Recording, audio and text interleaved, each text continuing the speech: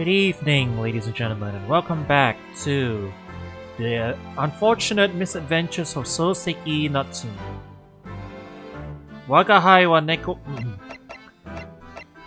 Yeah, we're gonna go ahead and investigate the crime scene now. Huzzah, let's go. Briar Road.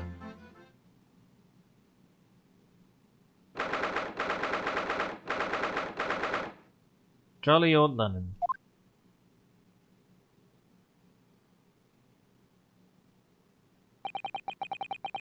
So this is where it happened. Briar Road. Ah! Look, Mr. Naruhodo. Look at that regulation metal helmet. It's unmistakable. The men of Scotland Yard are here. They're investigating as we speak. That is their job, you know. But Mr. Naruhodo, to see what in my own eyes. They're often depicted in the adventures of Herlock shows, but I never dreamt I would ever come this close. To a real Bobby's helmet. What? The helmet? Of course. I have to try one on these one day. Well, I hope your happy dream comes true.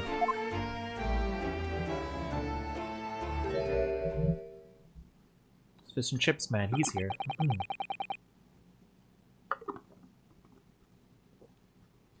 What's the Japanese delegation doing here? Oh, Inspector Gregson. This is on a tourist trail, as I'm fairly sure you're well aware. Yes, of course. We're here to investigate. So you've been to the holding cells then. What do you make of the criminal? He's not a criminal as you put it, Inspector. He's a suspect. We'll see about that. You Japanese like to stick together, I suppose. Well, do what you will. It doesn't bother me.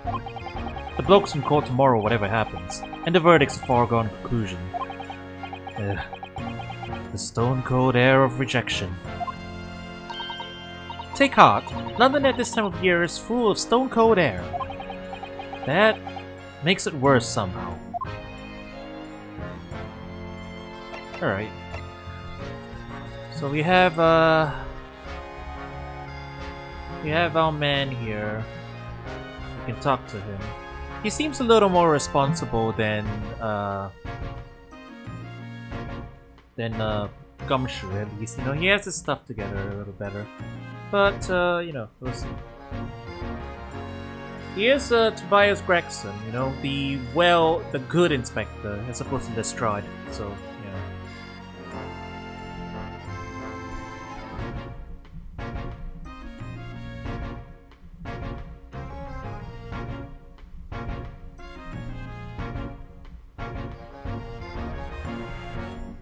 Just a second.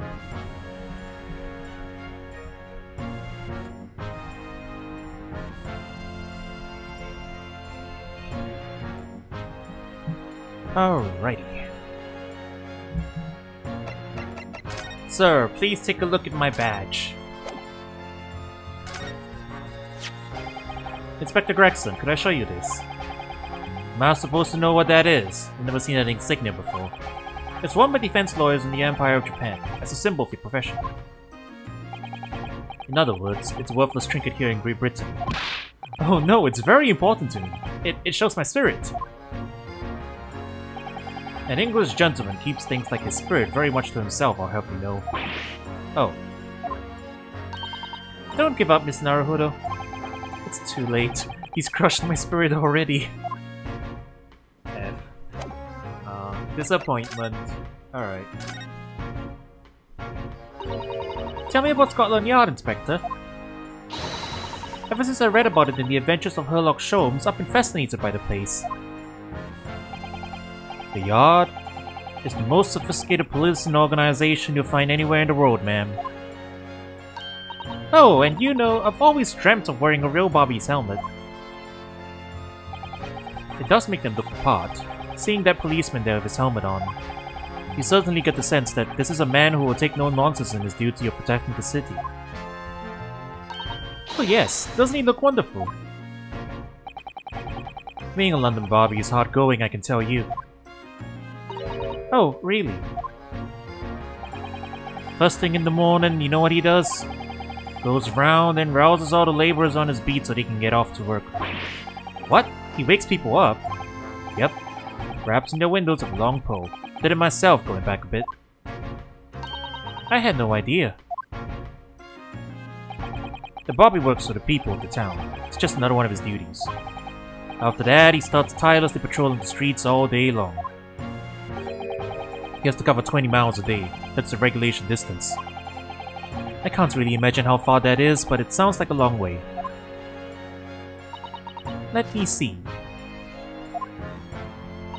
20 miles. That's approximately the distance from Tokyo to Yokohama. On foot? That's definitely taking things a step too far. And when it gets dark, of course, he has the important job of lighting all the gas street lamps. Oh my. And I suppose in between all those duties, Bobbies are expected to investigate cases as well. And chase after criminals trying to evade the law. I'm not sure you could call it in between exactly, or alongside, but yes. They're expected to handle those jobs as well. We do have men keeling over from time to time, I admit. I'd always dreamt of wearing one of those helmets, as I said. But it's with a heavy heart that I shall have to relinquish that dream to you, Mr. Naruhodo. Your heavy heart will be my heavy head if you do. The banter is very good in this game.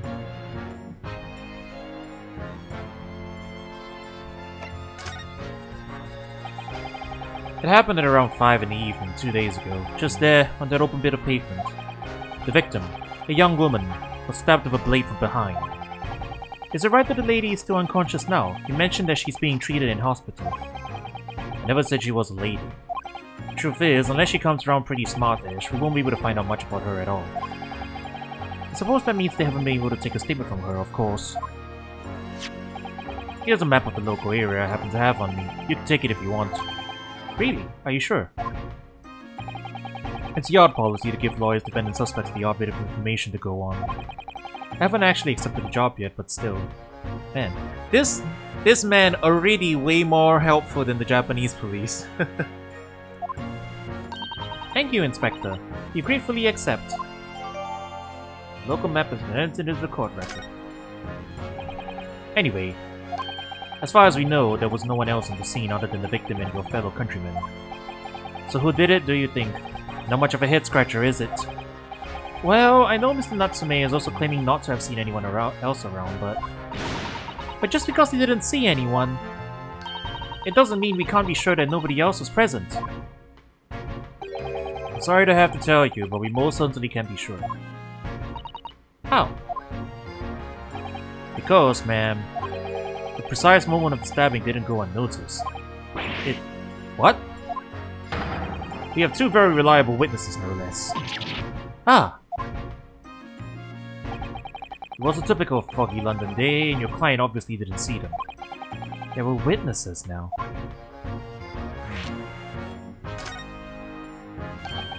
Who are these witnesses, Inspector? A fellow and his wife, and the man's one of the most reliable and respected citizens in all of London. He's a copper from Scotland Yard. Ah! A policeman. That might change things. And this policeman just happened to be there at the exact moment the woman was attacked. Nothing peculiar about that, ma'am. Part and parcel of being a Bobby, catching and banging the act and all that. Do you think it might be possible for us to ask that policeman a few questions? Be my guest. You can ask him what you like. In court tomorrow. Oh. I've no doubt we'll be summoned as a witness. So, that'll give you something to look forward to. That's that, then. He's got no intention of letting us meet the man beforehand, it seems. A policeman witnessed the incident. As your judicial assistant, I must warn you that this could make our job very difficult indeed. Yes, as a non-judicial assistant, I could have warned me of that too. Oh yes, one more thing, Inspector. What? The person who led you to the suspect. I hear that was Mr. Herlock Sholmes. What are you bringing him up for? Was it something I said? The color has drained from his cheeks.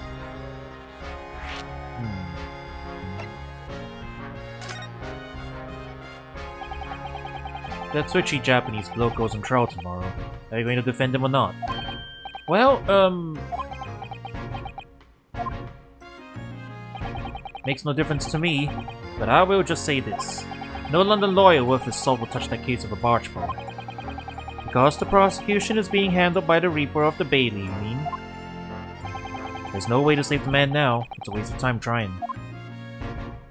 It is all but strange, though. Sorry? The Reaper. He hasn't appeared in court once for a good few years now. Yes, we did hear something to that effect. And the only people who usually bothers with are the real scum. The master criminals. The violent ones. Master criminals?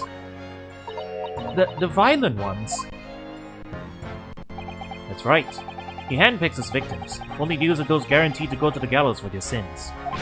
But Mr. Natsume wouldn't hang for what he's accused of, surely. That's just my point, Sunshine. Yes, the young woman was stabbed, but it didn't kill her. Couldn't even say the intent was there. So this isn't the sort of case I'd be expecting the Reaper to want to sink his teeth into, for want of a better phrase. Well, it's not exactly a minor infraction, is it? Assault with a deadly weapon? No, there's got to be more to it. Some reason he's taking an interest. Really? What sort of reason, Inspector? You think I can tell what's going on inside the head of that Lord of Darkness? You'll have to ask him yourself at tomorrow's trial. Are we really going to have to face the Reaper again? The Lord of Darkness, as he puts it. That is a fancy name. This was before they could do fingerprints in the knife. That's true, yeah. Who did you hear that name from? Oh, well, it was Mr. Natsume who mentioned it. He said that Mr. Sholmes was with the police when they entered his lodgings. I'm sure it was the result of one of Mr. Sholmes' inspirational great deductions.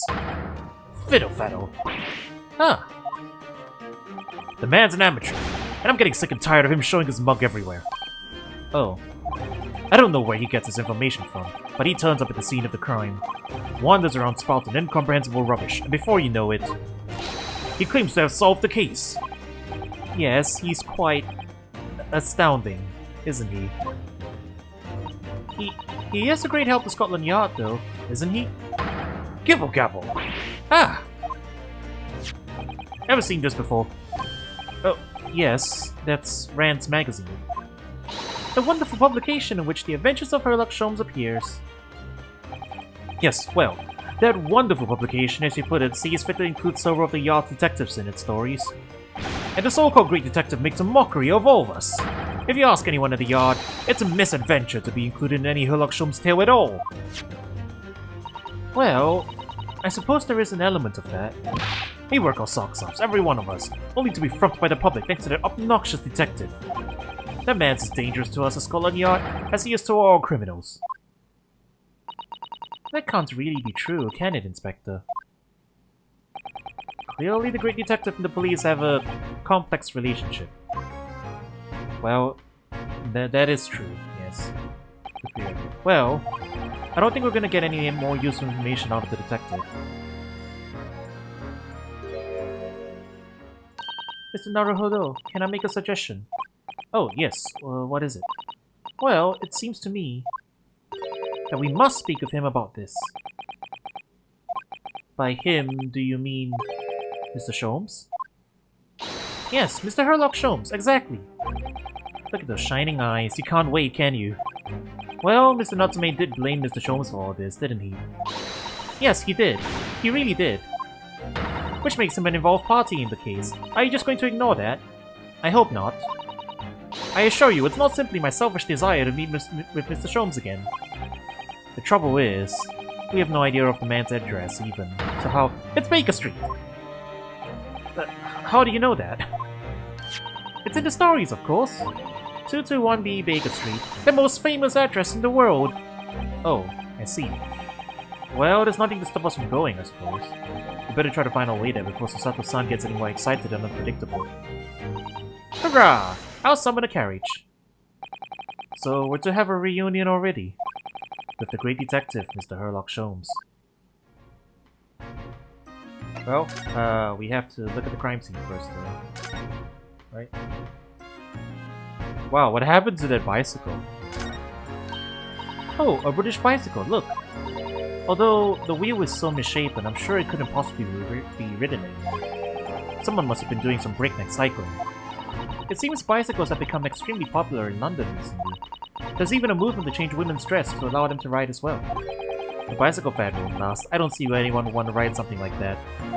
Goodness, you dislike bicycles? No, not at all. I mean, it's not that I dislike them exactly.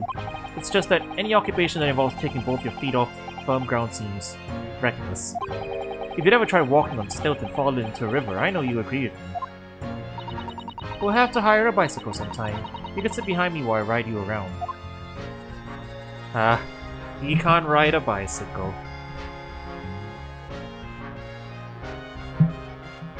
Also cool, Strand Street. That's a reference. The Strand magazine. That's a rather typical old brick building, isn't it? I'm sure it has a long and interesting history. Well, time certainly seems to have taken its toll on the place. It's crooked and sagging all over. In fact, it looks in decidedly worse shape than the other houses around here. We must find some cheap lodgings ourselves as soon as possible. Yes, you're right. Cheap, but ideally with reasonably level floors.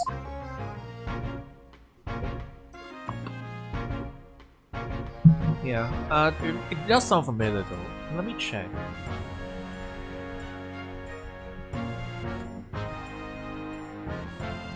Yeah, the Strand magazine.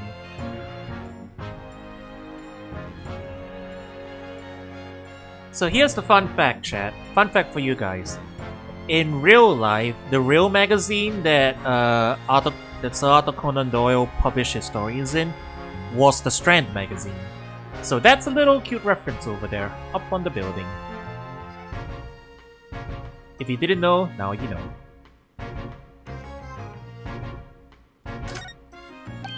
Oh, look at the windows of that building there. Are you sure they're windows? Yes, but they're all filled in with bricks. Oh, you're right. I wonder why. Perhaps it's an empty property where nobody lives at the moment. There's smoke coming from the chimneys though. Oh dear, everything still feels very foreign. There's so much we have to learn about this place.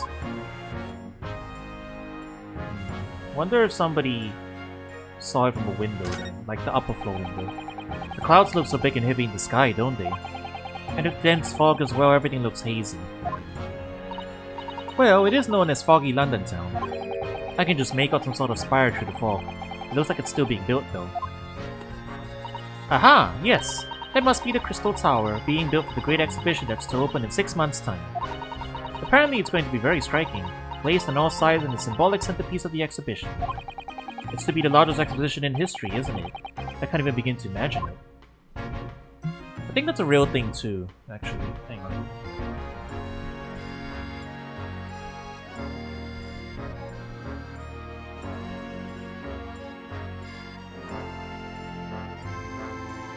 Yep, the Crystal Palace. It's a cast iron and plate glass structure originally built in Hyde Park, London to house the Great Exhibition of 1851. So they compressed it a little bit, I guess, because this is 50 years late. It was meant to be for the Great Exhibition of 1851. Yeah, because that's the Crystal Palace exhibition. Yep. Great Exhibition of the Works of the Industry of All Nations, 1851. So they compressed that a little bit. Brought it forward to the 1903 World Fair instead. But alright. I guess they wanted to get in the monument, you know? There are piles of snow on the pavement here and there, but the road itself is covered in carriage tracks. It seems carriages often traveled on Briar Road. It soon disperses all the snow.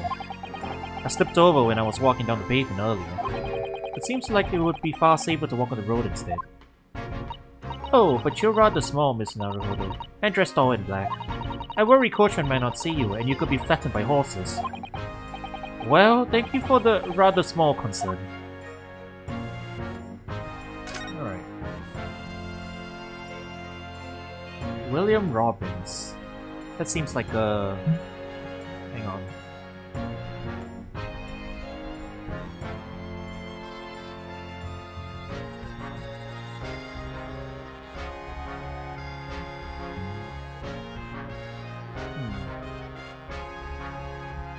Yeah, William Robbins, prominent comic actor in the Jacobean and Caroline eras.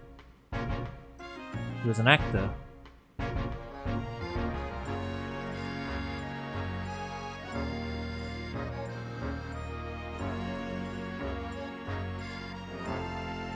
Yeah, he's a famous guy.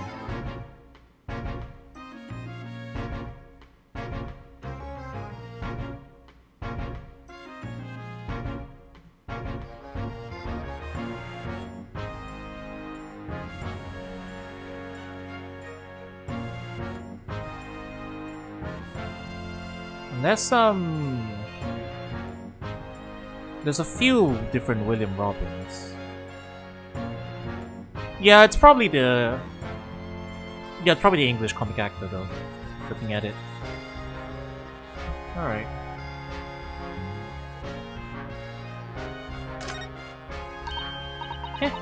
What a delightful snowman! I didn't realize the English had a tradition of making snowmen as well. It looks a little creepy though. Oh, it has a scarf. Look! You need one if you were out in this freezing cold all the time. I wish I had one. I'm afraid our budget is somewhat frozen at the moment too. We certainly can't afford a scarf. Surely the snowman here wouldn't miss his. But the person who made the snowman certainly would. Yes, I know. You're right. Anyway, even if I borrowed it, it wouldn't do much to warm my neck, would it? It's covered in snow.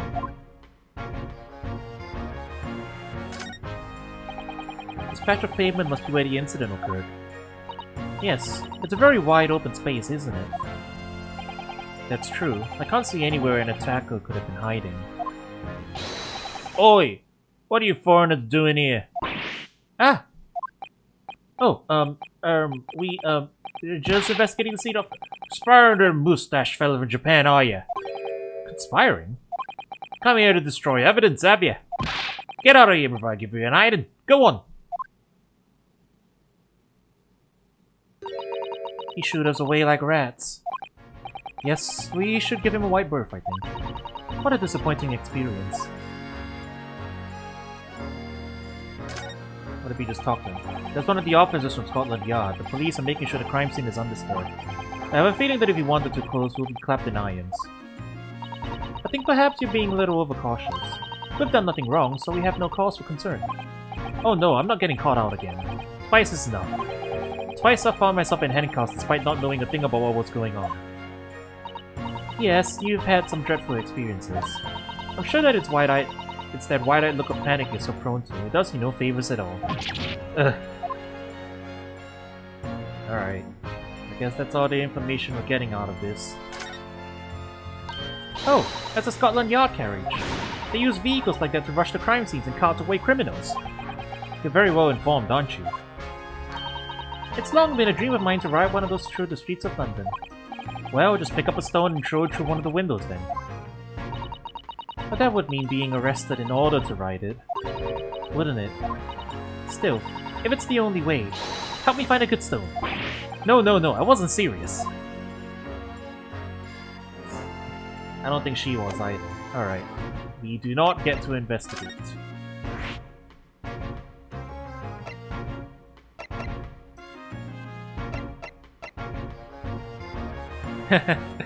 Yeah, she is very excited. She's on a historical tour now, this lady.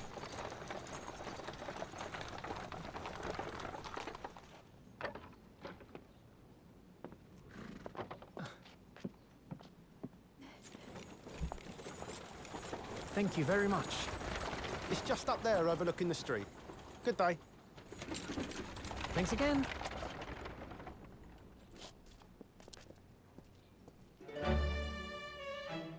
This is it. The residence of Mr. Herlock Sholmes.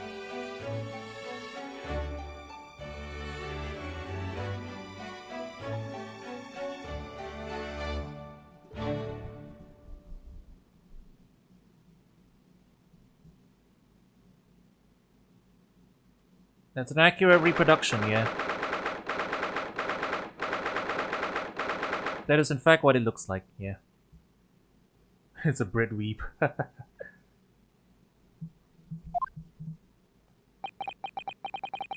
this is where the great detective makes his living. It feels surreal to be in here somehow. Alright. Time to pick out the references, I guess. Let me see how many things I can recognize off the top of my head. Just like from like the Sherlock Holmes stuff. So there, yeah, knife on the wall where he pins his mail. The shoe in which he keeps his tobacco.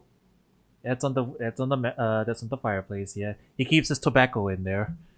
Yeah, why does he have? I don't know if he had a globe. I know he doesn't remember. He doesn't actually know anything about astronomy. That's the funny thing. Yeah, there's a bunch of like pieces up there too. Well, it could be a few things. But yeah, that's the main thing I recognize, I guess. The tobacco shoe. Oh, there's even more stuff over here. Is it as described in the stories, Miss Susato? Susato-san? Many famous cases have been solved here in this very room. Oh, I suppose they must have been, yes. I've never read the story, so it's hard to get quite as excited about it as she seems to be. The detective chases the villain relentlessly as he disappears into the fog down an unlit London street. Oh, the thrill of it! The romanticism! Can't you feel your heart thumping in your chest? Can't you, Mr. Naruhodo? Oh, I suppose I can, yes. So, if you don't mind,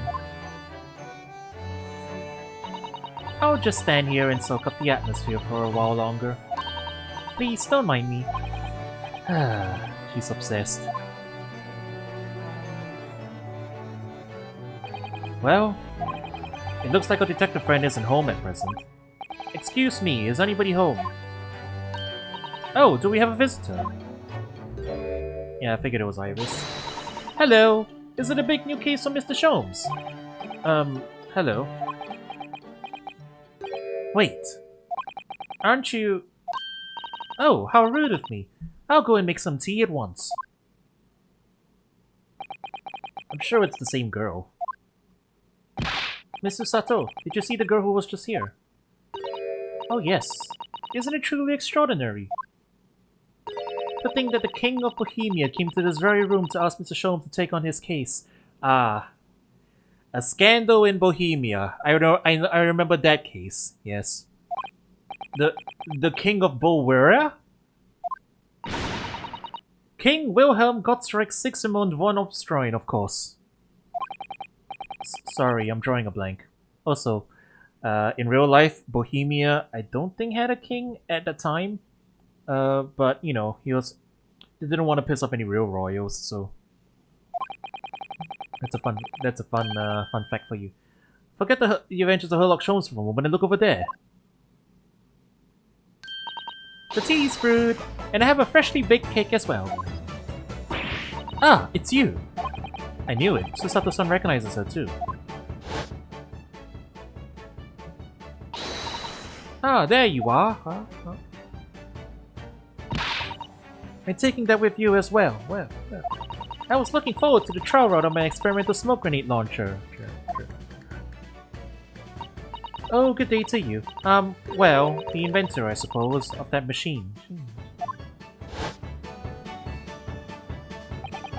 It's the girl who turned up at the end of Mr. McGilded's trial in the defendant's antechamber. I've never met a lawyer from the Far East before.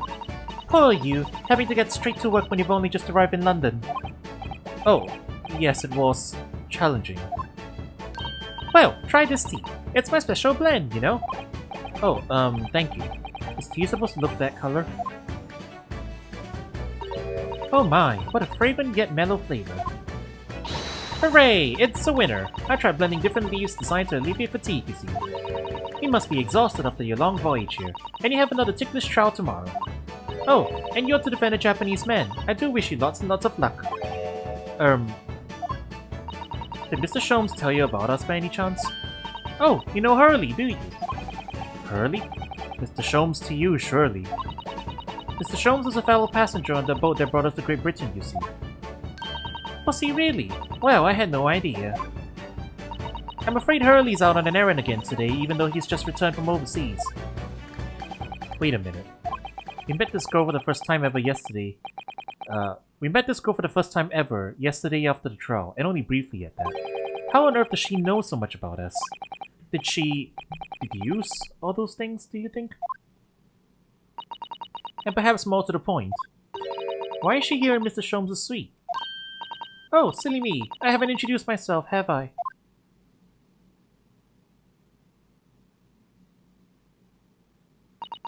It's a great pleasure to meet you both. My name is Iris Wilson. I live here together with Hurley. Ah, Iris, is it? What a lovely name. What? What's the matter? No, wait, this can't be. Did you say that your name is Wilson? What's the matter with Susato-san? Why is she so flustered all of a sudden? Yes, that's right. And what are your names?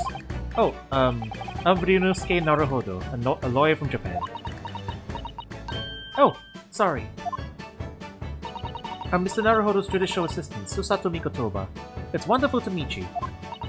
Lovely. Susie and Runo. Got it. Susie? And Runo? There's more to this girl than meets the eye. I have so many questions for her, I don't know where to start. Yes, and so do I. But before that, look at this badge. Iris, could I show you this? Oh, how exciting. What is it? Tell me all about it. Oh, actually, I was hoping you might be able to tell me something about it, if anything comes to mind. Why would it? Well, no, I suppose it wouldn't. Tell me, I want to hear everything. This hasn't gone according to plan. Well, the Japanese badge, right? Makes sense. Alright, before we talk to her though. I do like this fireplace. It's one of the best things I've seen since we arrived in the country, in fact. Lingering beside the fire and watching the flames flicker and dance in the grate. Ah, it's so relaxing. We can't relax, not when there's so many interesting things on the mantelpiece. Oh, it's just as it was described in the stories. It is? Yes, exactly. Inside the Persian slipper, for example. Ah, my chocolates for 11, sis. And transfixed by the large jackknife is my shopping list for the market. Oh, it's not quite how I remember it being described in the Adventures of Sherlock shows. I was proven wrong as well, chat. Yeah, they like subvoting it, right? We can't say tobacco. Not in a T-rated game. Versus Sato-san, she looks crushed. I wanted to smoke the shoe tobacco. A mystery shoe, a curious hammer, some mysterious dancing man, a bust of Napoleon. Oh, right. Now I recognize some of them.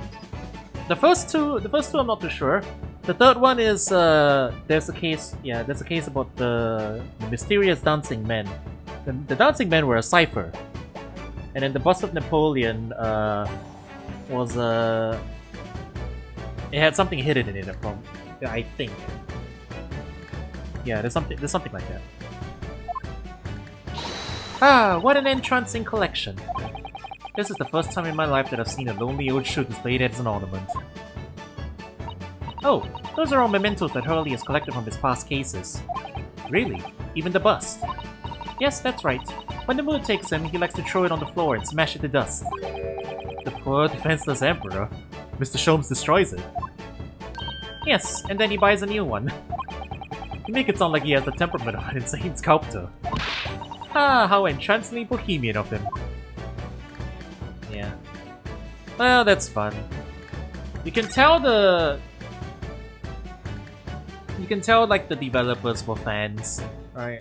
They're throwing in as many references as they can. Hey, that's the medicine box, I think. Could be from that case where Holmes was pretending to be sick. Because he was trying to catch someone who was poisoning. That's a charming little white shelf, and full of charming little bottles too. Oh yes, but don't touch any of those. They might explode. Explode? Are they exotic chemicals? Do you use them for exciting experiments? Yes, indeed. And as Hurley always says, chemistry is an explosive science. Sorry? I agree. A single discovery can trigger an explosion of innovation all around the world. Or perhaps he just meant it literally. Either way, mental note, do not touch any bottle that belongs to Iris. You wouldn't be surprised if AA in general was inspired by Sherlock Holmes. Actually, I actually know this bit of trivia. AA was inspired by Perry Mason. But, you know, a lot of stuff is like that is inspired by Perry Mason, right? But Perry Mason in particular is very popular in Japan. You'd be surprised, but that's the case. So if there's any direct inspiration for Ace Attorney, I would say probably good old Perry Mason. I mean, the whole game is designed around you Perry Masoning everybody in the court, you know? Right? Ah, that's my blackboard where I note down ideas. Ooh, interesting. Let's see. Black Peter. What does that mean? Don't you want to hear what Iris has to say, Mr. Naruhodo? I'll come back to that blackboard later. Those are like physics equations. What a beautiful English tea set, and so neatly arranged. It's a favorite pastime of mine, a cup of herbal tea in the afternoon. Tea, made of herbs. That's right, I grow all sorts of herbs in the garden, so I can experiment with different blends. One moment, don't go away, I'll brew a pot of the special blend I came up with earlier today. She looks delighted. I only hope it's safe to drink. Typewriter. What on earth is that big black lump over there? Ah, that fascinating thing is called a typewriter. It's a machine that allows you to write on paper without needing a pen. And wizardly quickly, too. Ooh, that sounds like it could be very useful for someone like me with terrible handwriting.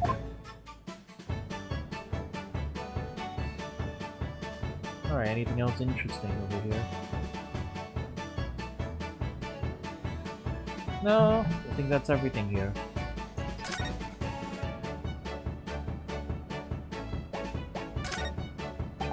It looks like that huge metal chest is being used as a table for tea and coffee. It seems very sturdy, with an equally sturdy lock.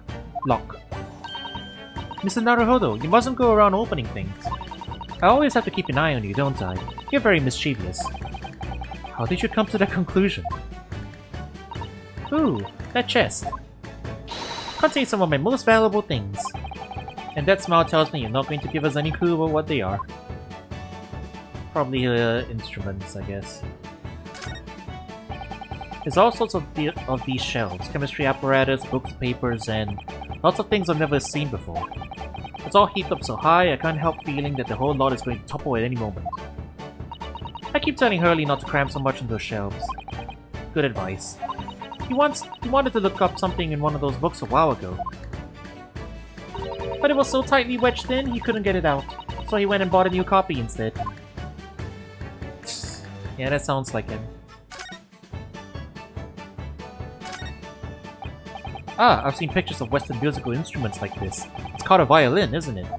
Of course it is. Mr. Sholmes is renowned for his violin playing. Oh, really? Absolutely. It's often explained in the stories. It's inspirational, Mr. Naruhodo. Inspirational. I immediately started playing the Kokoro, which was the closest Japanese stringed instrument I could find. Wow, she really is just like a British weep. What a shame you couldn't bring it with you to London. Oh yes, well, Papa was beaming when I asked him if he would buy me one. But after a while, he asked if I would only practice when he was out of the house. So now it's merely an ornament in my room. That must have been an awkward conversation. Second-rate strings. What on earth is this huge over-the-top machine? That's the great analytiscope. It can analyze anything really, anything at all. That's absolutely incredible. It's one of Hurley's inventions. It took him a whole year. He said it was to help him with his investigations. What sort of things does he analyze with it, do you know? Well, actually, he hasn't used it for anything yet. Oh. Why not? Apparently, on the evening he finally completed it, it suddenly occurred to him. I don't actually have anything I need to analyze. Oh dear. How about you, Runo? Do you have anything you'd like to analyze? The only thing that springs to mind is this machine itself. I guess he made a microscope. Alright. We're not gonna talk about the skull. Alright, conversation time. So let me rehydrate real quick.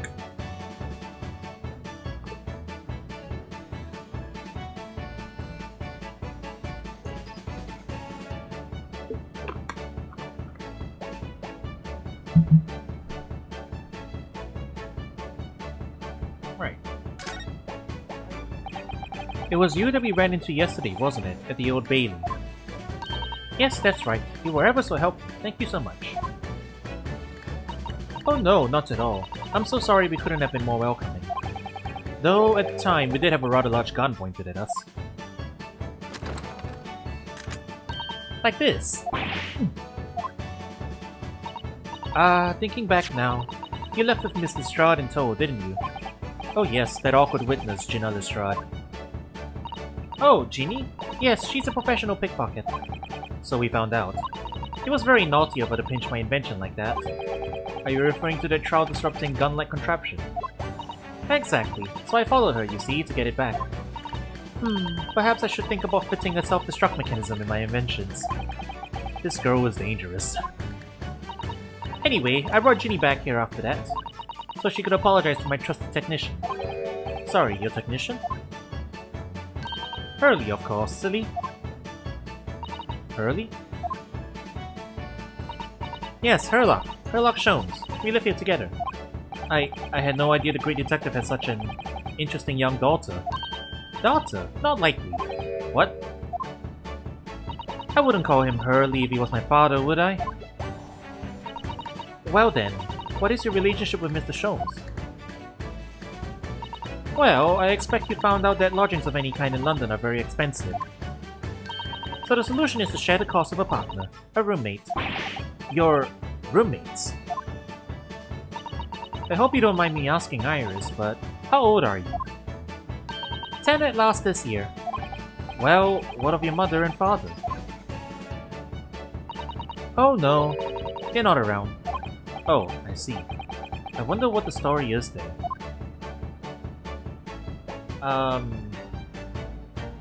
Surely her father isn't the deceased John Wilson from Case 1-1, right? Cause that's gonna be sad. They killed Dr. John Watson in the first case, and then they replaced him with his daughter, I guess. I can neither confirm nor deny there. But until otherwise confirmed, you know, I'm pretty sure that's what that is. Which is like, oh well. You know, if you wanted a cute girl assistant as per usual, you didn't have to kill off the usual dude, right? Poor Dr. John Watson. Oh yes, there's something I must ask you. Of course. Go ahead, Susie. I am a very great fan of the Adventures of Herlock Sholmes and... Oh, you have a copy of Rand's magazine. Yes, I read every issue. It's delivered all the way to Japan on a ship. Yeah, I just... Also, Rand's is an anagram of Strand, so, you know, Strand the magazine. That's the real one. Oh, this is so exciting. My stories are being read on the other side of the world. My stories? That's right. Hurley is always solving such amazing cases, you see, and he tells me all about them. They really are quite fascinating. It would be such a shame if I was the only one who ever heard them, don't you think? Goodness. Last night, he was telling me all about a new case he just solved on a steamship traveling from a faraway land. So I was just in the middle of typing up the manuscript for the next issue before you came. So you are the author. Yes, I'll let you in on a secret if you like. I'm going to call this latest adventure The Speckled Ben. Yeah. The Speckled Ben? That's certainly very familiar. Of course, I always change one or two details in the stories, here and there. This time, I had the idea of making a venomous snake be the cause of all the trouble. Oh, that's how we're explaining it, huh? Oh, that was Mr. Show's first thought as well, actually. Yes, and of course I know that a snake might not be a credible fit for the facts of the case exactly, but... it's a story. Some poetic license is justified to make it more thrilling, I think.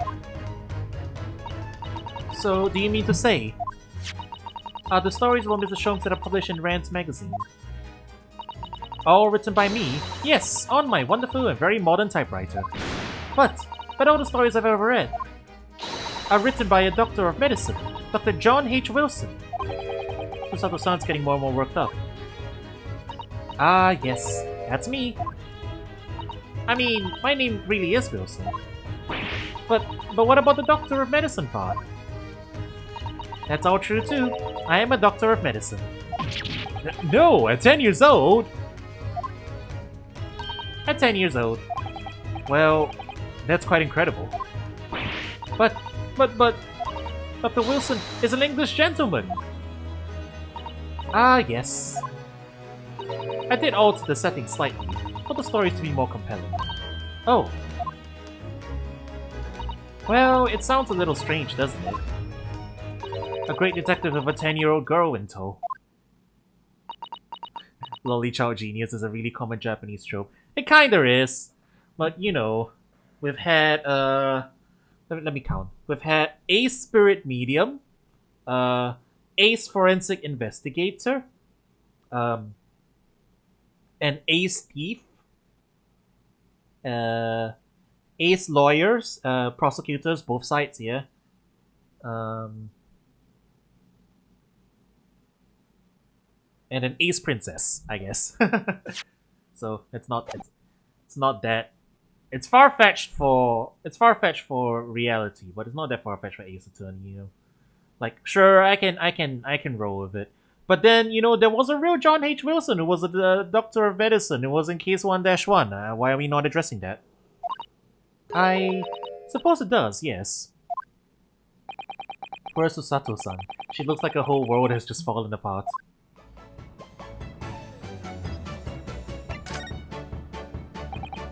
About the fall. Yes. What's on your mind, Reno? Do tell me. How did you know that I was a lawyer and we'd just arrived from London, I mean? Yes. Oh, and that we have a difficult trial tomorrow. How did you know all of that? Oh, that's what you mean. Please, tell us how you did it. Explain every detail.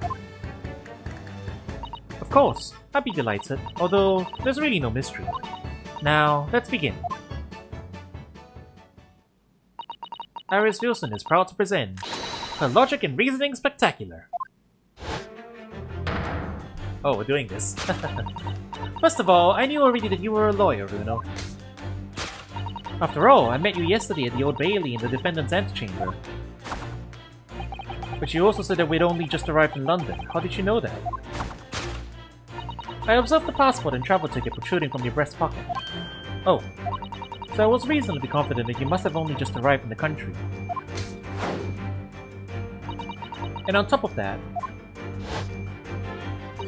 you accepted a case against that particular prosecutor, telling me you were unaware of London's court affairs. The Reaper of the Bailey. I walked right into that one, didn't I? Then I noticed a red ink stamp on the back of Susie's hand. You were given that when you visited the local prison to meet with a suspect, weren't you? Earlier today. Ah! They use those stamps to keep a close eye on comings and goings, Susie. I didn't realize. And a red stamp is only used for people visiting foreign inmates.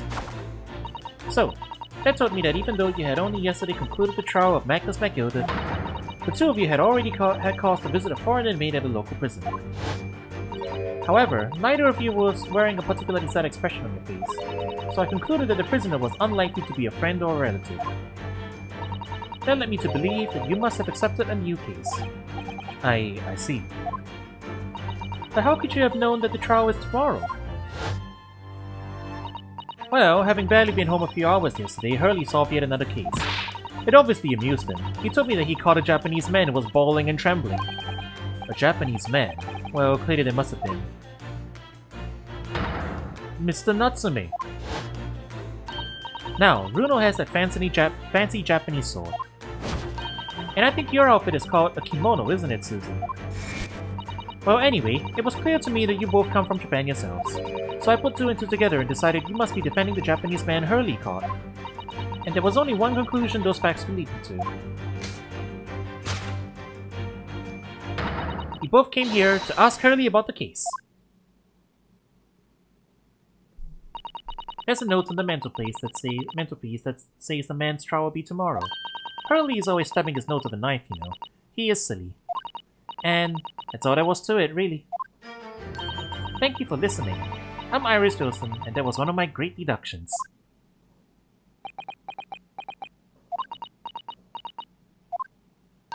Well, was it a winner? Were my deductions correct?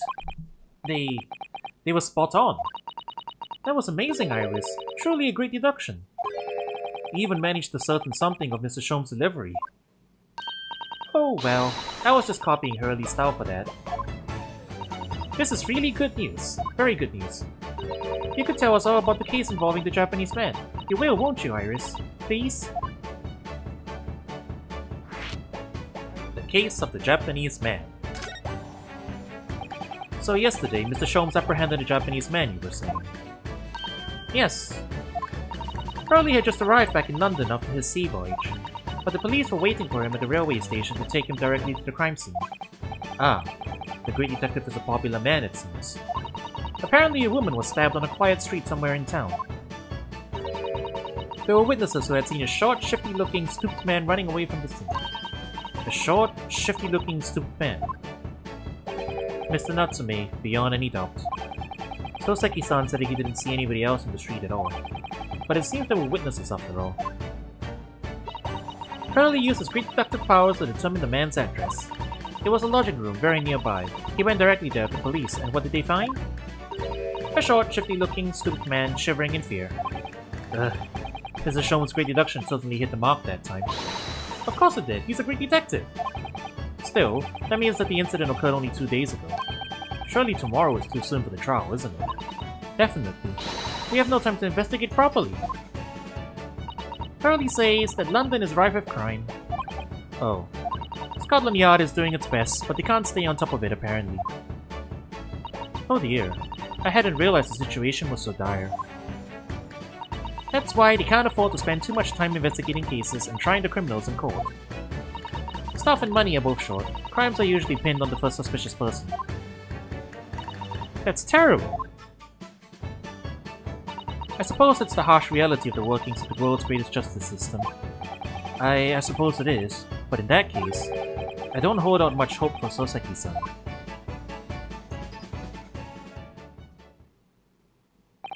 Thank you for answering so many of our questions, Iris. This has been very informative.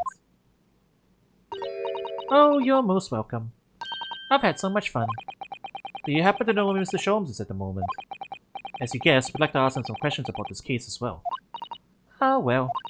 I expect Hurley is still investigating the scene. Of the case involving Mr. Natsume, you mean? Yes, Mr. Natsume? Hurley said he was going to the man's lodgings. If you leave now, you'll probably catch him there. Iris, do you know where those lodgings are? Well, I imagine the police are still investigating the scene of the crime themselves, aren't they? Did you happen to come across a detective by the name of Gregson when you were there? Yes, we know Inspector Gregson. Ah, goody. In that case, give Grexy this from me, would you? If you do that, I'm sure he'll tell you what you want to know. What is this? A 5-shilling piece and a postcard, it seems.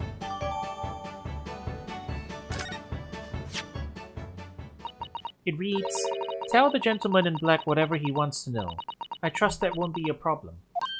Gosh, this will make the inspector help us, will it? Well, thank you, Iris. We'll give it a try. Is this a bribe? Good luck then. I'm going to return to writing my manuscript, The Speckled Band, and I'll be making more special blends of tea. So come back again soon. We'd be delighted. Thank you so much, Iris. Well, Mr. Naruhodo, it's back to the scene of the crime. So, somewhat dubious that they would exert any influence over the man of Scotland Yard at all. We headed back to the scene of Iris' curious note and one of the world's heaviest silver coins in hand.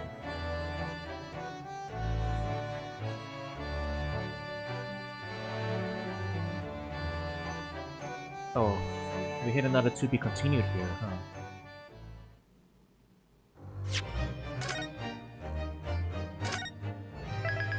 Yeah, there's a lot of dialogue going on. You know what? I'm good to keep going for a little bit longer.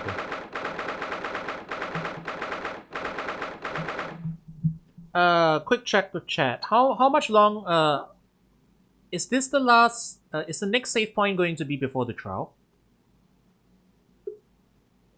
I'm guessing it's going to be, right? I'm deciding how we want to pace this out. Next save point is trial day 1. Alright. It looks as though the police are still here, carrying on with their investigation. Perfect. So let's find Inspector Gregson as quickly as possible.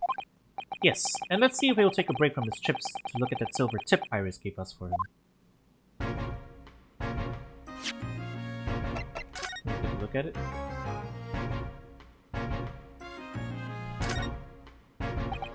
Iris' little handwriting is adorable, isn't it? Tell the gentleman in black whatever he wants to know. I trust there won't be a problem. Yes, the handwriting might be adorable, but the message is ominous. There's no room for sentiment there. I'm sure it's simply the way you're interpreting it, Mr. Naruhodo. Anyway, I do hope the inspector will tell us what we need to know when he reads it. You don't think it will just make him munch piping hot chips until steam comes out of his ears, do you? Well, that wouldn't be an entirely terrible outcome. This is a 5-shilling piece, isn't it? I believe it's called a crown. Yes, and you can train a Scotland Yard detective to do whatever you want with just a single one. Iris must be the most powerful 10-year-old in the world. How much is 5 shillings, by the way? What's it really worth? Well, it's probably enough to buy all the chips the inspector could possibly eat in the whole month. That's greasy. Well, good to observe it first, I guess. Sir, please take a look at this. Inspector Gregson, do you have a moment? I'm sorry to say I don't. I'm a very busy man. Much too busy to talk to a pair of foreign gadabouts, that's for sure. We have these for you. A present from Miss Iris Wilson. What? For me? From her ladyship? Her ladyship? Give that here. At once. Come on, hand it over. That's for me! Aha! Don't wait for me to give it to you, will you?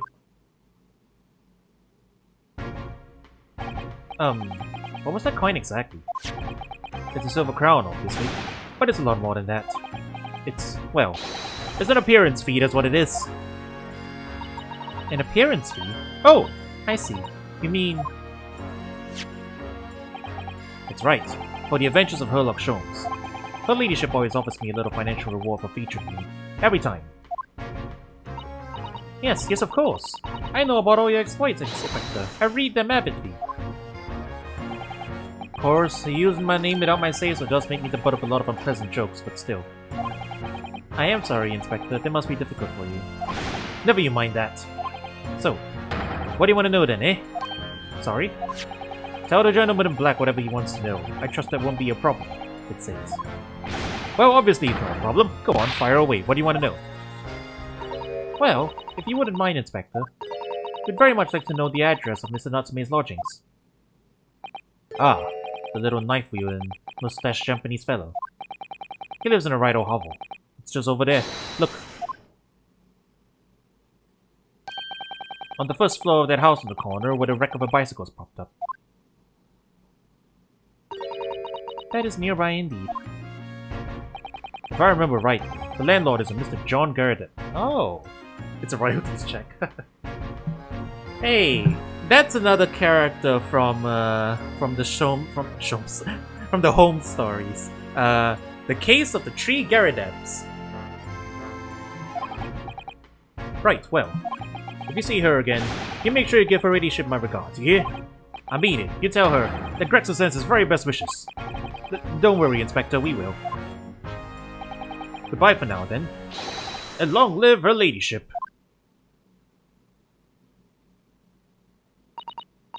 Well, at least he told us what we wanted to know before he left.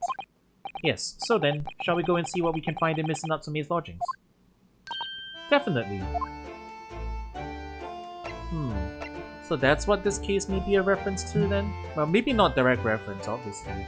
Because Kokoro is a Natsume novel instead.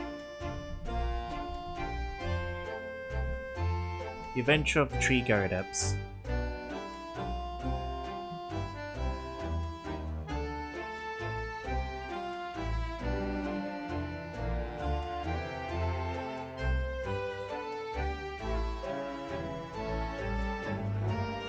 Yeah, I'm just curious. Doing a quick quick check of like which case that was again. Yeah, it was the Three Gyarados. That's the one about.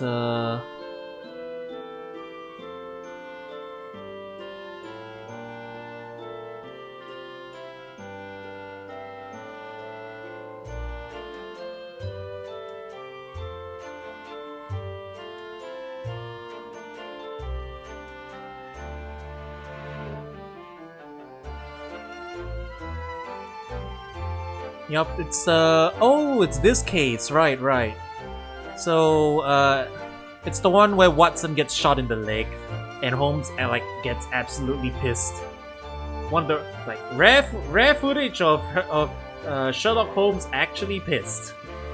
Because Watson got shot in the leg. It was a glancing injury. He was fine, but still, yeah. Also, it was about a fake inheritance to get the Gyarados out of the way, so that like not actually a Gyarados guy can break into that guy's house and steal some important stuff. Well, anyway, that's the short version.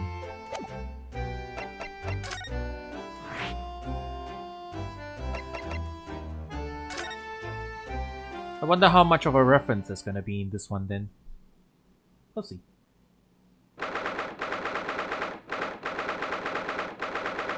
That is a cannon.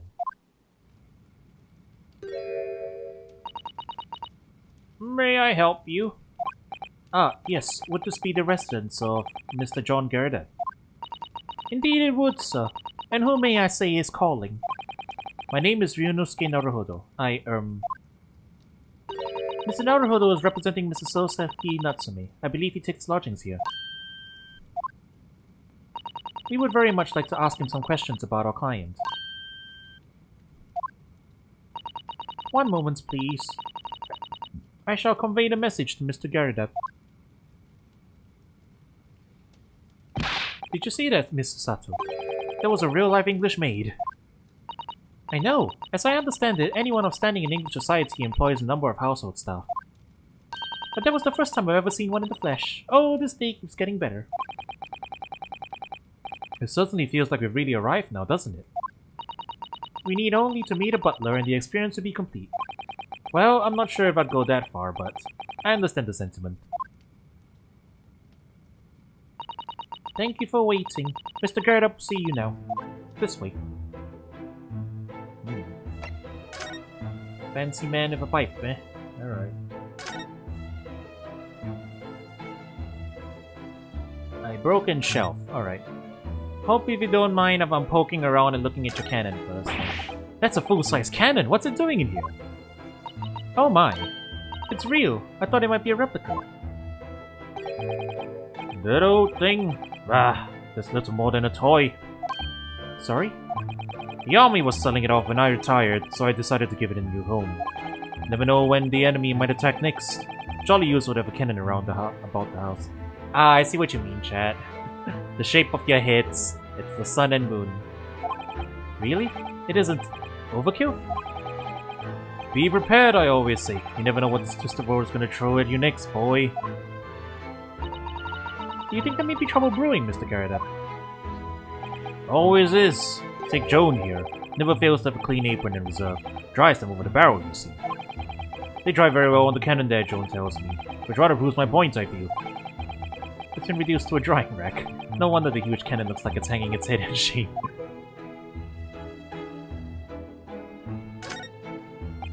That uniform looks fairly ancient, doesn't it? It's clearly been well looked after, though. That old thing! Ah, not much better than rags, really. Oh? Wore that ceremonial governor retirement bash, you know. But I'm not one for dwelling on the past, me. Would have gladly thrown it out, but you know how it is. Anyway, doesn't hurt to have the odd piece of memorabilia lying around, does it? Oh, I see. Perhaps you should leave the past in the past.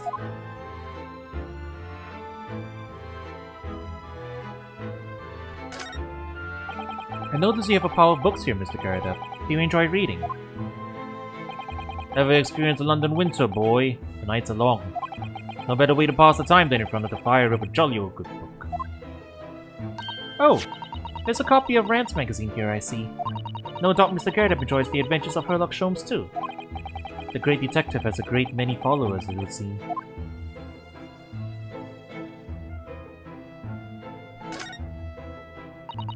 That looks like a Medal of Honor, and it's showcased on a very grand banner.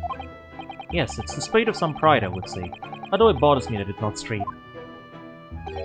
What, that old thing? Sorry?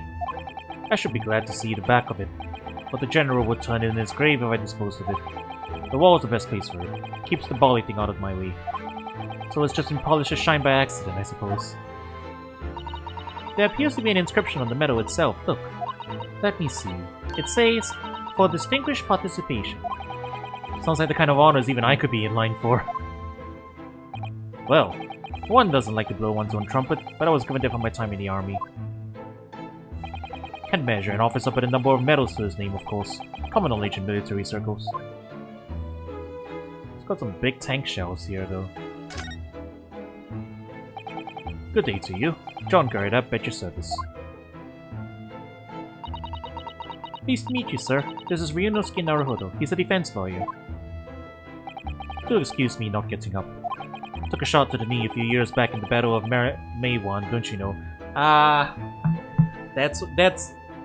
They're doing a little, Yeah, they did a reference. That's a reference, chat. I just talked about it. I'm getting so excited. Sorry. But also, the actual veteran of the war with the shot in the leg and like the bad leg was actually John Watson. And here is John Garda. They're mixing and matching. Earned a medal for my pains, but I had to withdraw from service. Handed over the reins to the ups and comings. So he's a retired soldier. It's a hell of a job getting up and down stairs now, I can tell you. Don't get up much, as you can imagine. Yes, it's quite a climb up here to the second floor, isn't it? I was panting at the top of the stairs. You really must take more exercise, Mr. Naruhodo. Do you think so? Well, Mr. Garda, no doubt you were very courageous to earn yourself a medal. Oh, it was nothing. The medal's just a folderol, really. Wouldn't like to offend the General, though, so I grudgingly displayed it on the wall.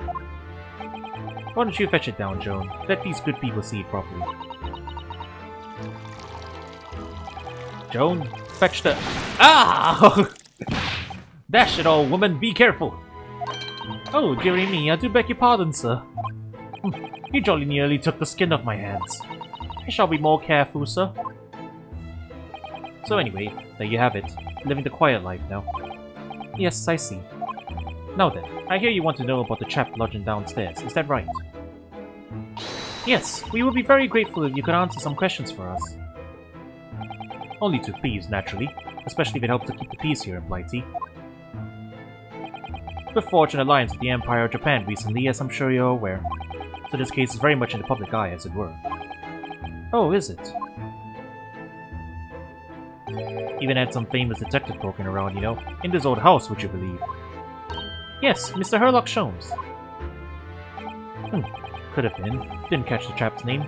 Not really my cup of tea, or the detective business. Oh, but you have a copy of Rant's magazine here, so... Eh? No, Is he a secret fanboy and trying not to hide it too? Anyway, the chap's investigating the foreigner's room as we speak. So he's in Soseki-san's room. It's a bally nuisance is what it is. The whole neighborhood's twitching its curtains now. I don't like all this fuss. It's jolly unsettling.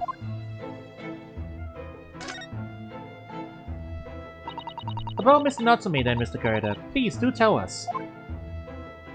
Ah yes, the Japanese chap. Only been lodging here for a week. Oh, just 1 week. So he moved in very recently then. I have two lodges most of the time, one on the ground floor and one just below us. The first floor room became available a week ago, you see. That been... Ah! Dash it all, Joe, and do be careful! Oh my goodness, I'm terribly sorry, sir. This is their gimmick. The man's hand is just... The man's poor hand! If you want to know my opinion... I thought he was a shady sort from the moment I set eyes on him. Oh? Why?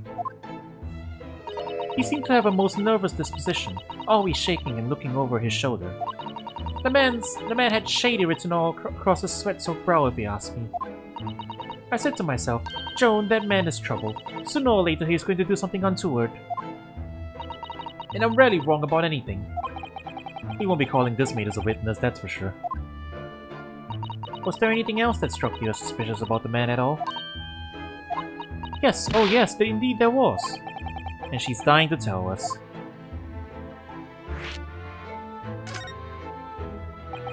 Had you noticed anything else at all about your lodger, Mr. Natsumi?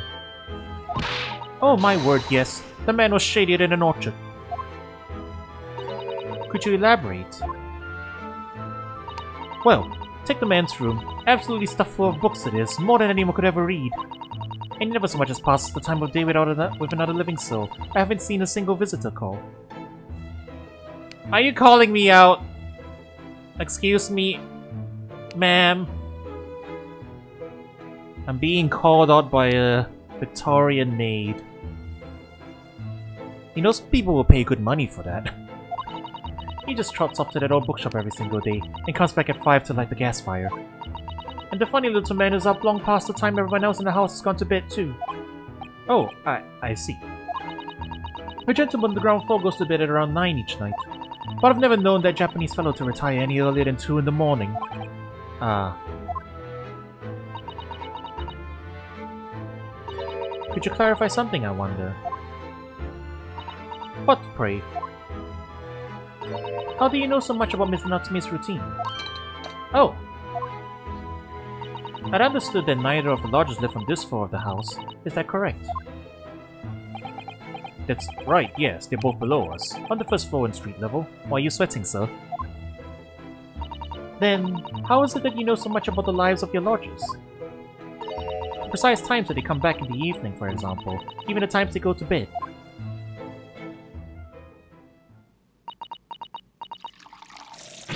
Ah! Good grief, Joan, be more careful, woman. Oh my goodness, sir, I'm terribly sorry, sir. Something doesn't add up here. Well, John Garrideb was a villain in the Sherlock Holmes novel, the story.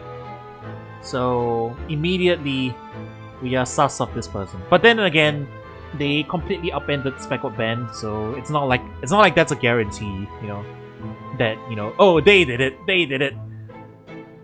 But they're definitely sus. So, you know. It seems that the incident took place at around 5 in the evening. Did you happen to look out of the window around that time? The window? Yes, we noticed that the window over there looks out over Briar Road. The incident took place on the pavement just out on the far side of the street. Was there anyone suspicious loitering nearby? 5 o'clock is dinner time in the Garrideb household, so I'm afraid I don't remember seeing anything. How about you, Joan? No, sir. It would have been dusk outside already at that hour. And if the fog as well, I should think it would have been quite impossible to see the other side of the road.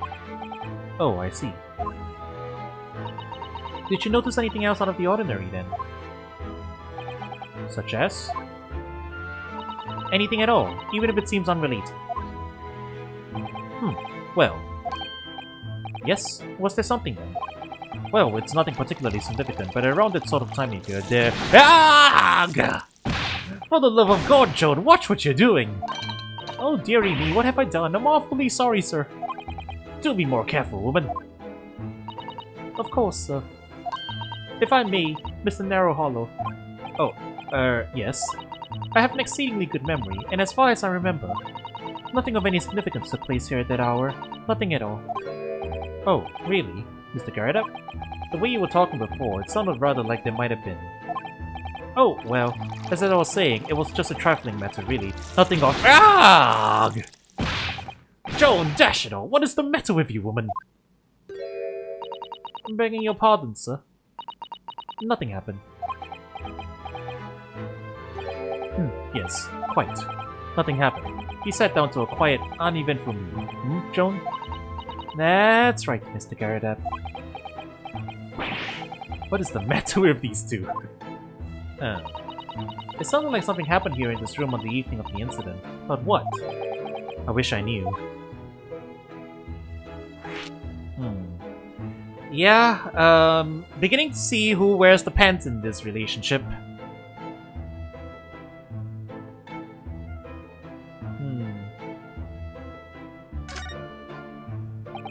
Could you tell us which floor Mr. Natsume's room is on? Why, certainly. Just below us on the first floor. And Mr. Sholmes is investigating there even as we speak. Yes. Told me nuts his name had asked him to look into the matter, so I gave him the key. Mr. Natsume has engaged Mr. Sholmes' services. That's a blatant lie. Would it be alright if we also had a look around? In Mr. Natsume's room, I mean. Don't see why not. It's just down one flight of stairs. Who knows if we'll find anything that could help us with the case, but we have to try. We need all the clues we can lay our hands on, shall we? Yes, and while we're there, we could speak to Mr. Sholmes again. Perhaps he'll be able to tell us more. Yeah, she's clearly not just a maid.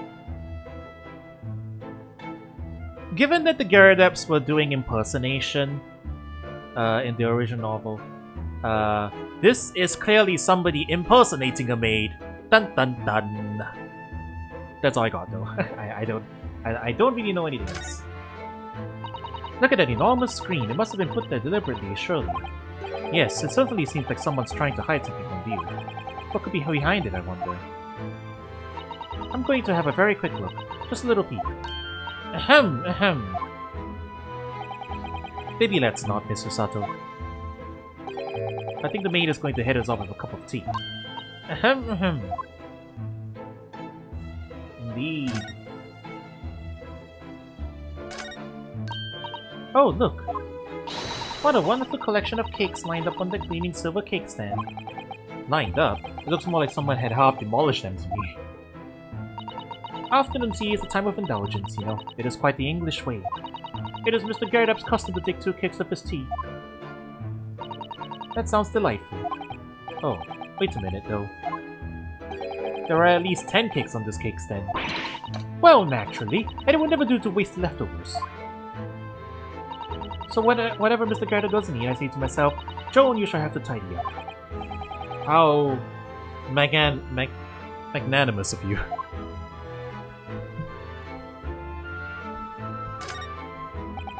Look at this crockery on display here. It's rather unusual, isn't it? Oh my, a genuine London dresser. Isn't it delightful? Although the shelves seem to be broken, and the crockery is...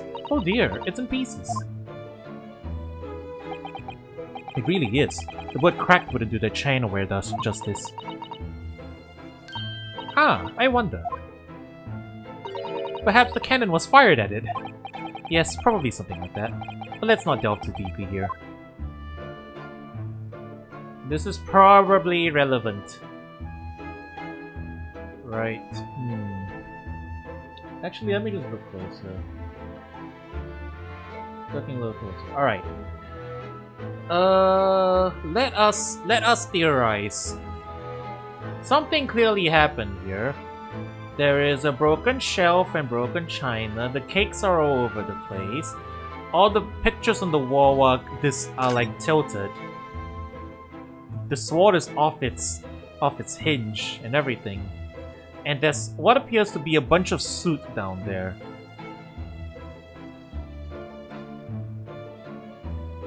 I mean, yeah, there was a fight here is one possibility, but also, what if the cannon actually was used? But like, why? Why would the cannon be fired, and wouldn't somebody notice? But okay, if it's not the cannon, then there was a fire here, probably. It might have been. Either way, wacky things happen here. Maybe Mr. Gerda was threatened by the maid. The maid was like, "Sir, I am going to pour this hot tea on you and you're going to like it." And he was like, "No, no, please don't, ma'am." But he's actually secretly getting off to it. I think Mr. Garretup is one kinky mother.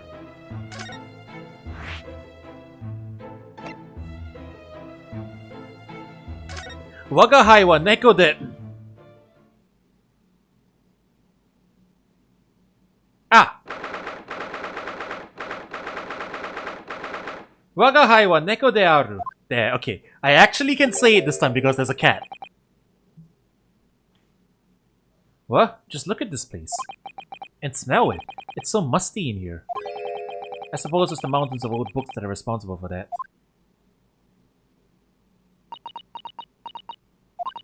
I don't think I've ever seen so many books in all my life. No, me neither. It's so dark in here, too. Is that the window over there?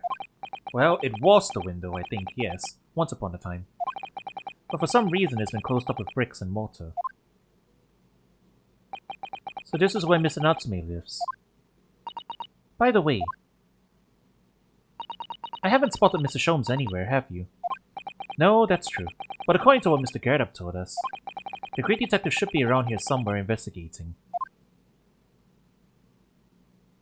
Alright. What funny position is he going to be in once I pan the screen?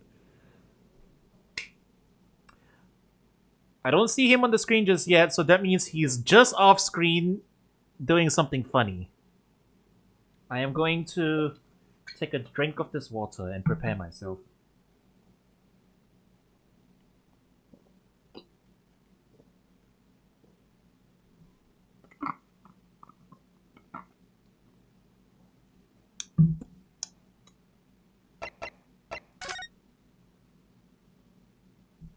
Three, two, one.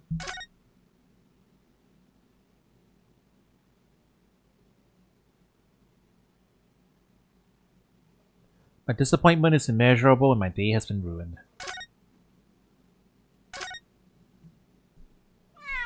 Cat!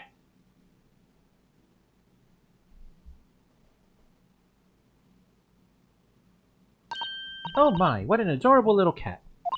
Perhaps he's looking after all the books while his master is away.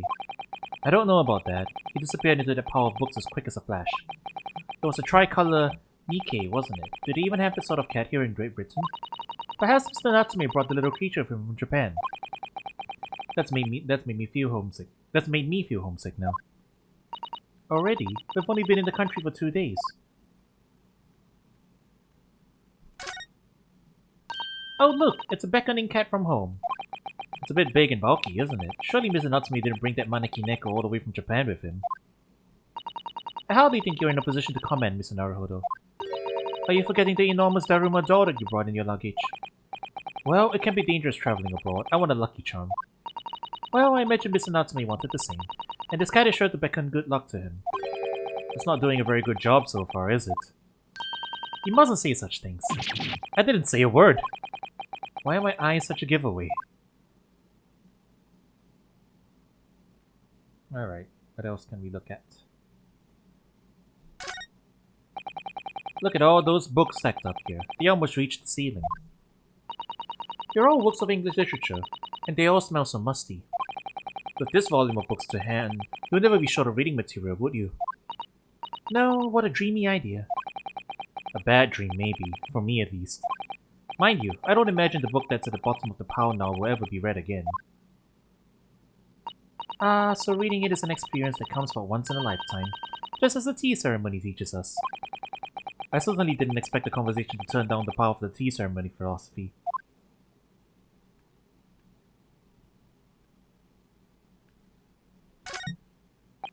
Look at all these balls of paper on the floor. There are notes scrawled all over them, in English. It looks like the waste paper basket is so full they've just fallen out. I think Mr. Natsume must have been deeply immersed in his research, don't you? Or deeply averse to tidying up his mess. I wouldn't like to speculate which is closer to the truth. I like the quips a lot between these two. That desk seems to be wedged into a crevice between the mountains of books on either side. I suppose Mr. Natsumi would sit there and read while stroking his cat. But surrounded on all sides by these towering old tomes, surely he dreamt of books every night as well. Yes, he must have done, mustn't he? Oh, what's this? It's a receipt from a second-hand bookshop. Your books. Oh yes, Mr. Natsumi's name is on it, look. And the date of purchase. 2 days ago at 4:45 PM. That's the day of the incident. That's just a short while before he was embroiled in the terrible attack. He must have been on his way back from buying some old books.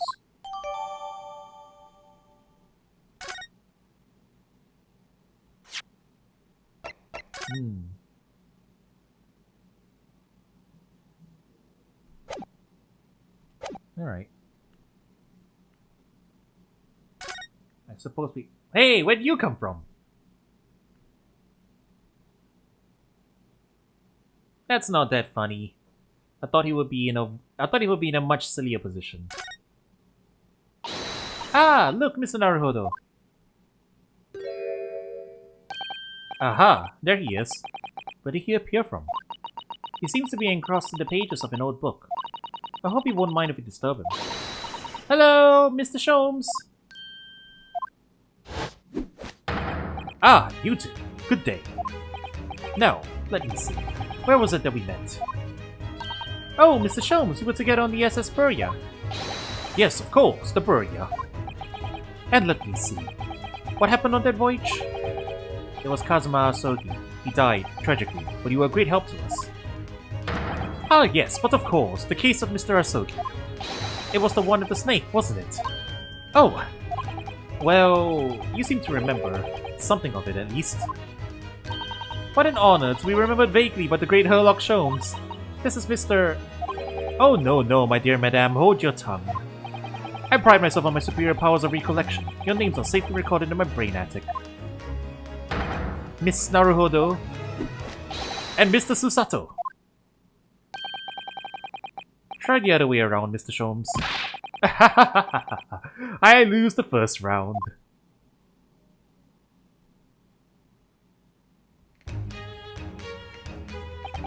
In truth, I had hoped to invite you both to my Baker Street suite the day we arrived in London. But some Scotland Yarders ambushed me at the railway station and whisked me away to a crime scene. It was an entirely trivial case, of course. I solved the matter in no more than 30 minutes. So they apprehended Soseki-san in that short amount of time? I'm afraid the pursuance of a new case has dulled my recollection of my past involvements a little. A little? It is a mistake to think that one's brain attic has elastic walls that can distend to any extent. I do my best to forget useless facts, lest they should elbow out the useful ones. Yes, those are my own words of inimitable wisdom, you know, from an adventure entitled A Study in Scarlet. Please, there's no need to quote yourself. I don't always remember my pearls of wisdom, but fortunately my associate pens them beautifully. He means Iris, I suppose. Mr. Sholmes, we have some extremely important questions to ask you about the trivial case you just mentioned. Goodness, what an earnest expression. My dear madame, I should be only too pleased. And this murky room is an apt place to discuss the murky case. Alright, but first, what do you think of this? Mr. Naruhodo, please. Despite aspersions to the contrary, I'm a professional. If I am to unleash my deductive powers on that trinket, I must ask for a sum of £3 in cash. Oh, I don't need you to make any deductions about it. I was just wondering if you might know. Mr. Naruhodo, as a professional, I insist that if I am to offer my opinion on that trinket, I must ask for a sum of £3 in cash. I believe Mr. Sholmes has his eye on an expensive copy of the complete works of Shakespeare. Yes, to stand on the stage amid rapturous applause. It has long been a dream of mine, as you know. I literally had no idea. Alright. What about the reason, though? You say anything about this? Ah, the receipt for the books our sloop Japanese friend purchased. I uncovered that yesterday morning. A marvelous find, wouldn't you agree? Oh, yes, the work of a truly great detective. What a scatterbrained individual he must be to have left it behind. Curiously, there was no mention of this publication on the receipt. Odd when you consider how fascinating it is. You mean not everyone in London buys Rants magazine every time they visit a shop? Yes, odd indeed. Oh, Mr. Sholmes, how expertly you slipped that into the conversation. Ah, I'm glad you agree. Detective stories can be great works of literature too, my dear fellow.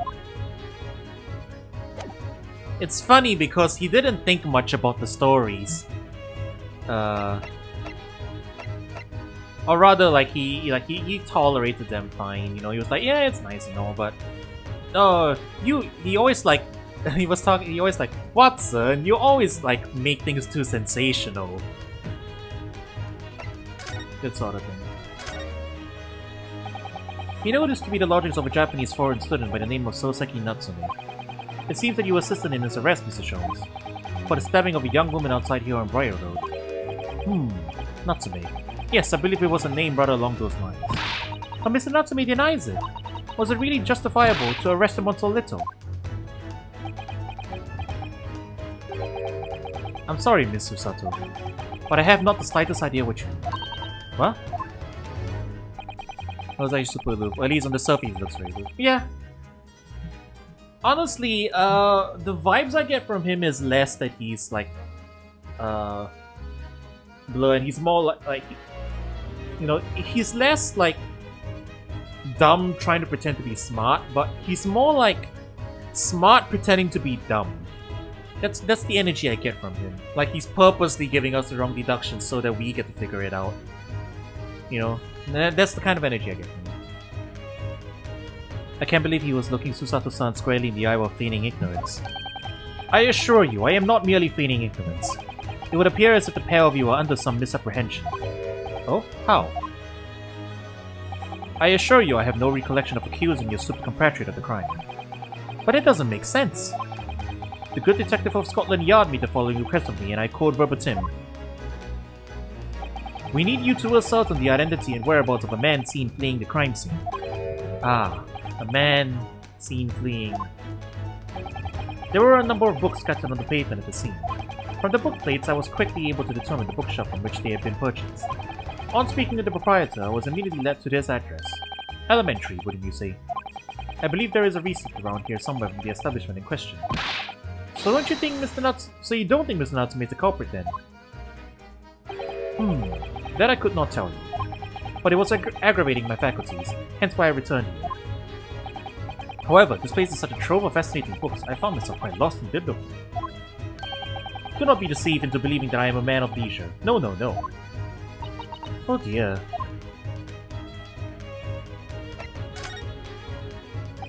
Ah, tell me. Have you encountered the landlord of these lodgings? Yes, Mr. Garrett, a retired military man.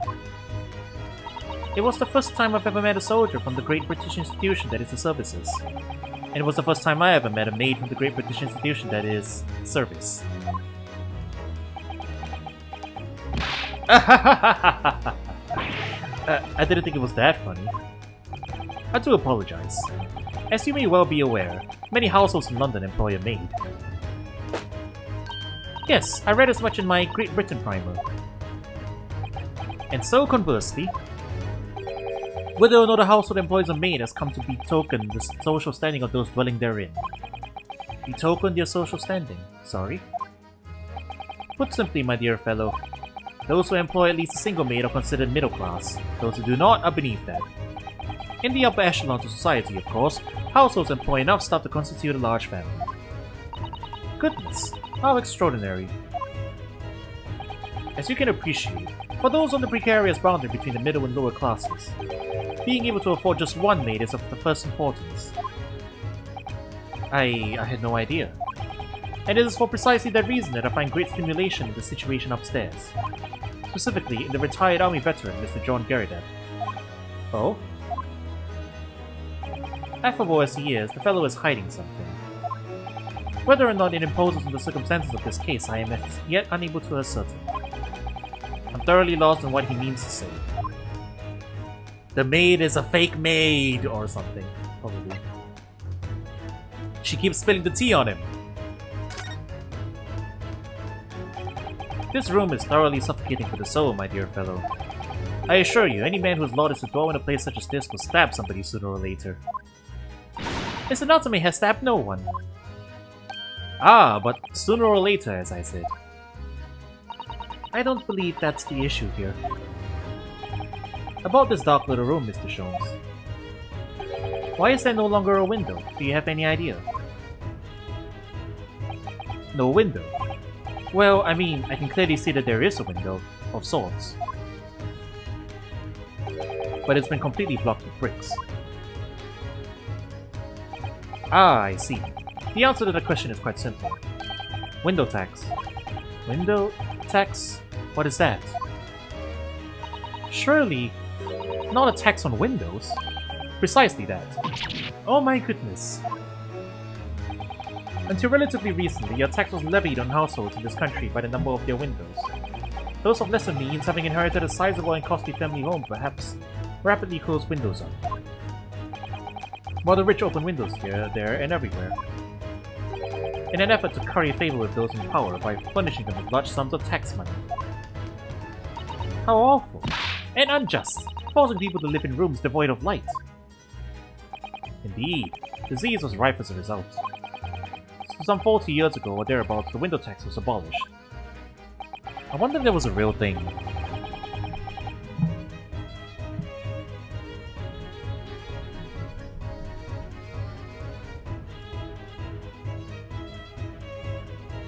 It was a real thing. Huh. I learned something today. It was intended to be a progressive tax in houses with a small number of windows. But they got around it. They got around it with the loophole, you know, like, oh, we don't have windows anymore, you can't tax us, ha ha ha. Huh. Interesting. I learned something today. But its legacy remains, as you can see, in squalid logic such as these, for example. I suppose Mr. Natsume's stipend for living here in London isn't very generous, perhaps. It would appear so. I've done a little digging, and discovered that these lodgings were offered at an extraordinarily low price. Because the room is so awful, I should think.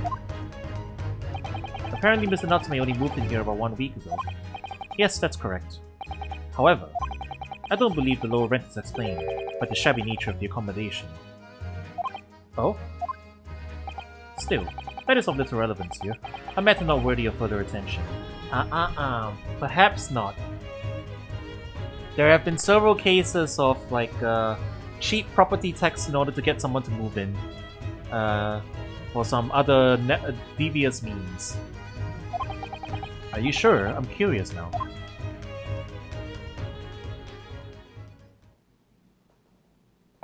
Well, I believe I've told you all I can now. Thank you, Mr. Sholmes. Ah, yes, Mr. Naruhodo. Was it not your intention to become a practitioner of law?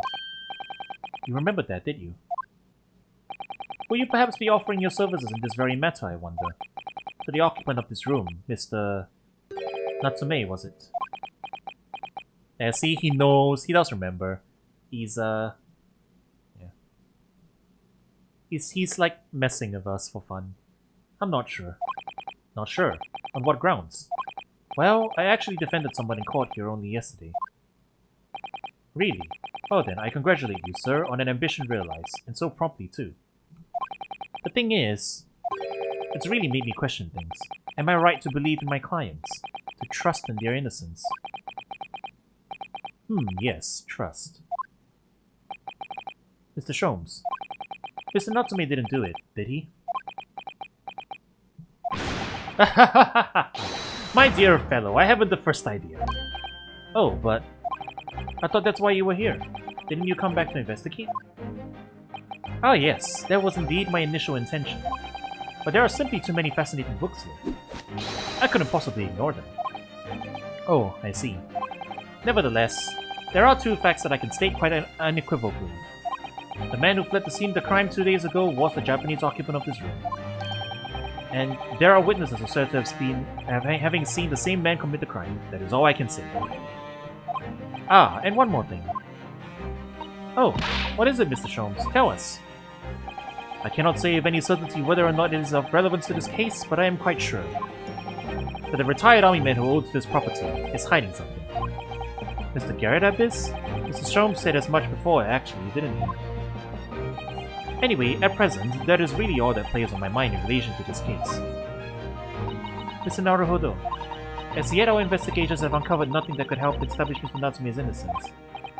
No, you're right. Perhaps it's time we probed a little deeper into Mr. Garrab's secret. Just remember, I cannot be sure whether the landlord's secret will prove to be of relevance or not. But I wish you every success, of course, Mr. Naruhodo. A busy man indeed. He's gone back to his book in the corner of the room. Alright. Yeah, he's like messing with us. He's like he's like the trickster mentor. That's the energy I get from him. He's trying to guide us down the right path. Is what I feel from it. Ah, you pair again.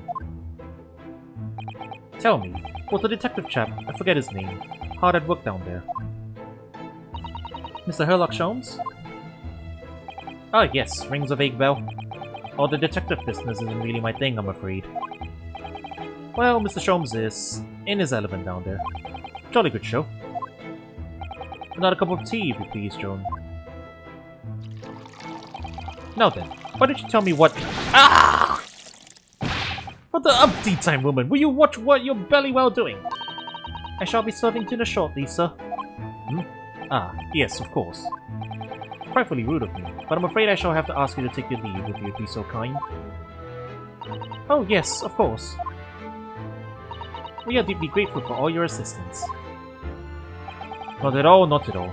Don't get much chance to talk with young foreigners like yourselves. It's been a pleasure. Best of luck and all that. Perhaps you could see yourselves out. According to Mr. Sholmes, Mr. Garrab is hiding something. And since no other avenues of investigation seem open to us in the moment, perhaps we should do some digging. Let's stare at the screen again. Oh. Ah! What are you doing here? Ah, what's he doing over there? Mr. Sholmes! Aha! We meet again, my dear fellows!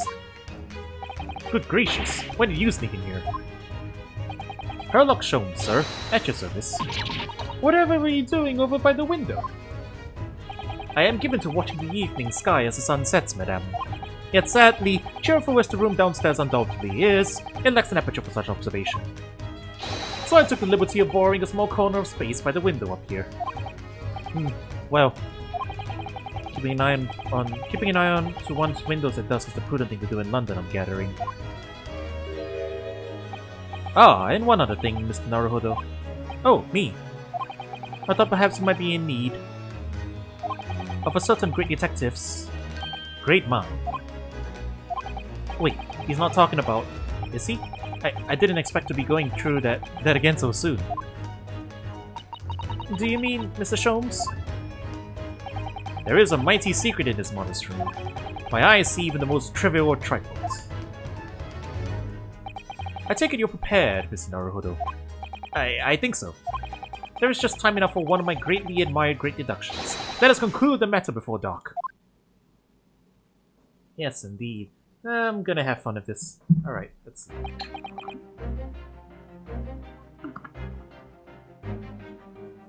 Mr. Garrab, though it would seem as you are a military man of considerably distinguished service, your standing as a landlord is most certainly not what one might call first-rate. I'm afraid, sir, that it is all too clear to me.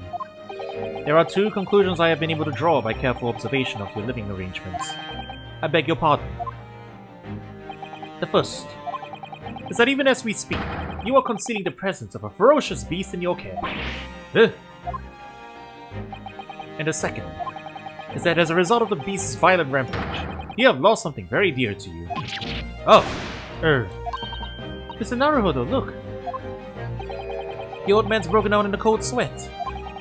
Unbelievably, it seems Mr. Sholmes' conclusions are both spot on. The maid is not human! How? How could you possibly? How could I possibly know, you mean to inquire? The answer couldn't be simpler, sir. For in the dense jungle of logic and reason, I am the king of beasts. Ah! And I know only too well that wild beasts are not easily tamed. So, shall we begin? Once again, Herlock Sholmes is proud to present his logic and reasoning spectacular.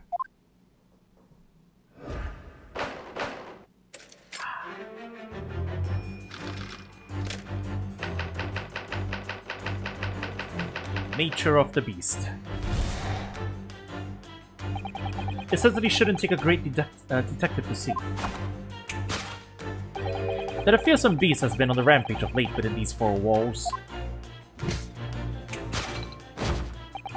Thus we are faced with the question, what form might this beast take?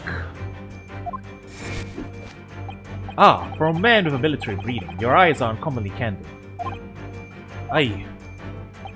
Your furtive glance, Mr. Greta, leads us directly to the answer. The true nature of the beast that has run rampant here is revealed by that lion statue. Yes, though an army man, you appear unimposing at best. A fact that has fueled your admiration for the mighty lion, the king of beasts. What is this piffle, I ask you? In the end, your admiration became so great, in fact, that you had a living, breathing specimen shipped from India, which you tried to keep in this very house.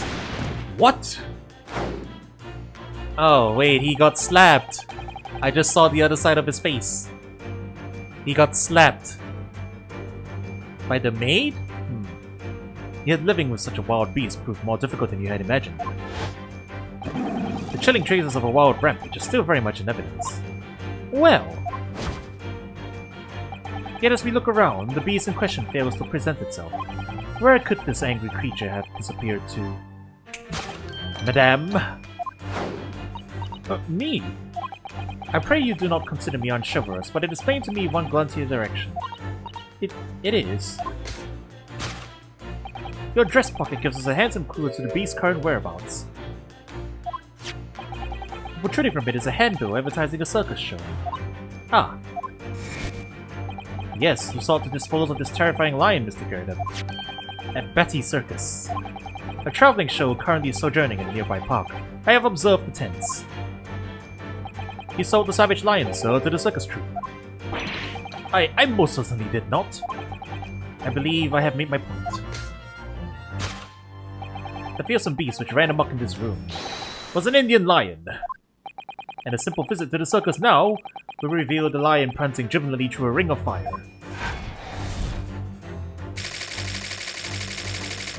A rampaging Asiatic lion. Alright. Now, Mr. Garrett, it is plainly clear that you still have deep feelings for this formidable beast. Indeed, in that blithe pose, the distress this loss has caused you is veritably tangible.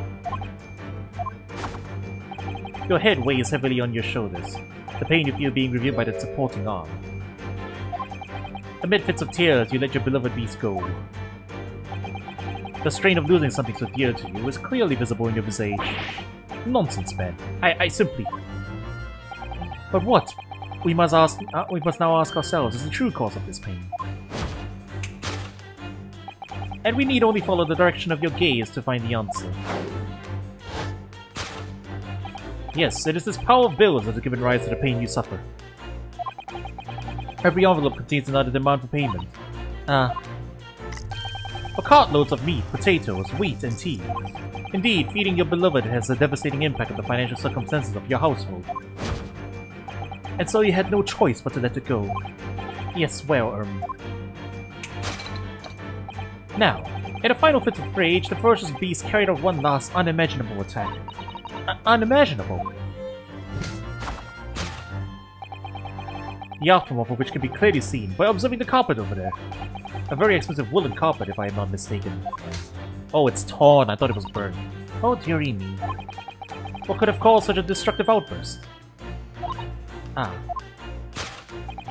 This time, madame, I'm afraid it's you who has inadvertently revealed the truth to me. Your wandering eye has settled upon the answer very neatly indeed.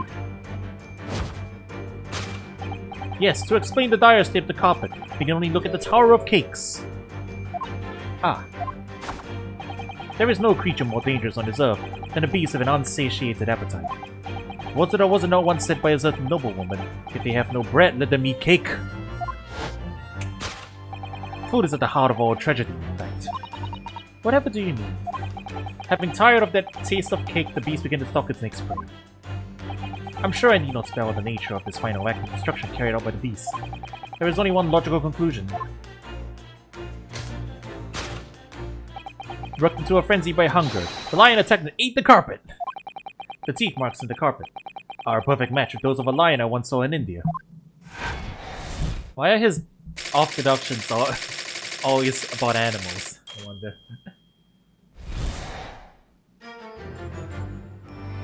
Thus concludes Herlock Sholmes' great deduction of this beastly puzzle.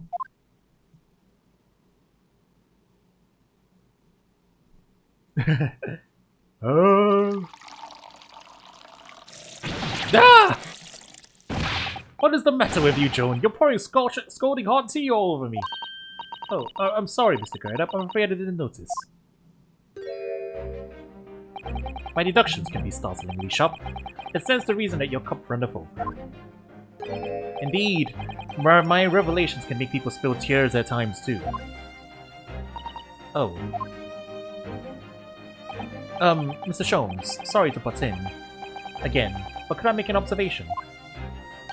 Why certainly, Mr. Naruhodo. What is it? Again. Well, your deductions just now. Do you really think a lion could have fit inside a room of this size? Indeed, it is the only explanation for the facts. The terrifying truth all too often lies beyond the realms of common sense. But wouldn't it be an idea to consider what lies inside the realm of common sense as well? But if an uncaged lion had run amok in this very room, surely Mr. Gardup and his maid would have been hurt, or worse. Ah, that's where you are stuck.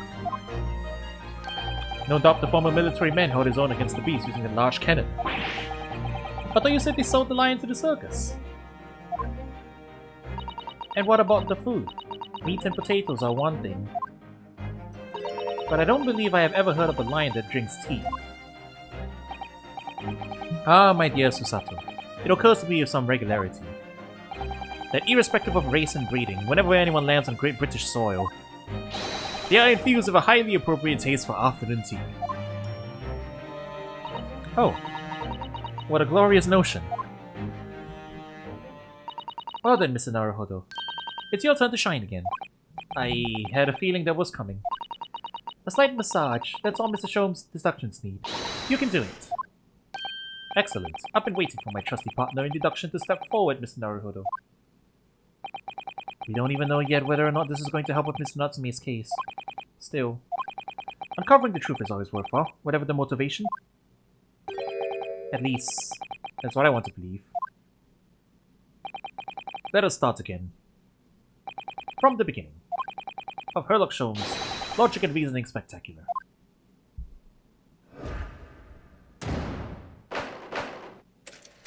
Hold it, Mr. Sholmes.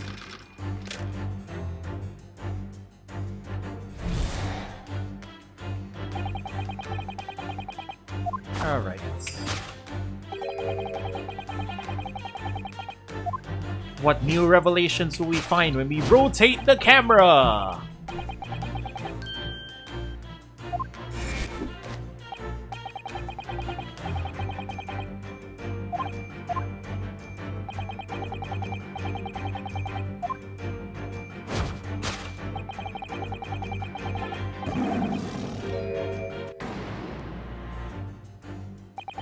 I really didn't see the lion thing coming in.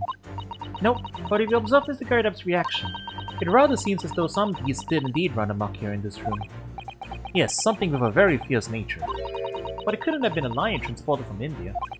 So what was it then? We must follow Mr. Gardup's gaze. That would lead us to the true answer. Lion statue. Aha! Okay, I can only rotate left and right. Mortar shells. Can I look at that? These are shells for the cannon, aren't they? What a strange place to keep them. I imagine they have some significance, Mr. Gardup, from his time in the army. Ah, of course, he mentioned a battle to us before, didn't he? Do you remember? He said he had been shot in the knee. Perhaps it was one of these that hit him. If around that size that hit his knee, there'd be nothing left of it. Or Mr. Gardup, for that matter. Mr. Sholmes is the bird and slipper. And this man has spent shells. Perhaps it's customary in Britain to display, well, rubbish on the mantelpiece. Alright.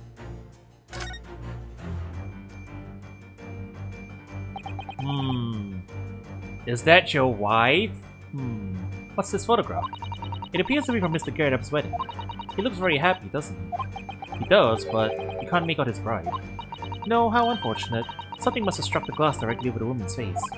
I wonder what happened. Probably best not to delve too deeply there.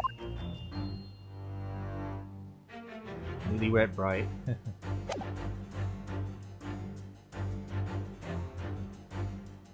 Oh, we can, like, present the thing inside the picture frame.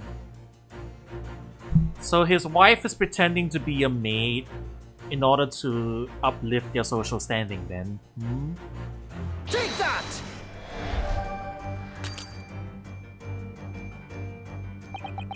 Behind the lion statue on the mantelpiece, almost deliberately hidden from view, is a photograph. Though I have yet to examine it in detail, I can assure you that it holds the answer. Because I'm employing an extremely advanced detection technique called jumping to conclusions, you see it. That's funny. The deduction was wanting in every way. Yes, I was wanting you to hear it. I'm quite proud of it. I find myself wanting never to have heard of it. I'm quite pained by it, in fact. Oh, sorry. I'll try again. Alright, that was worth failing once just to see.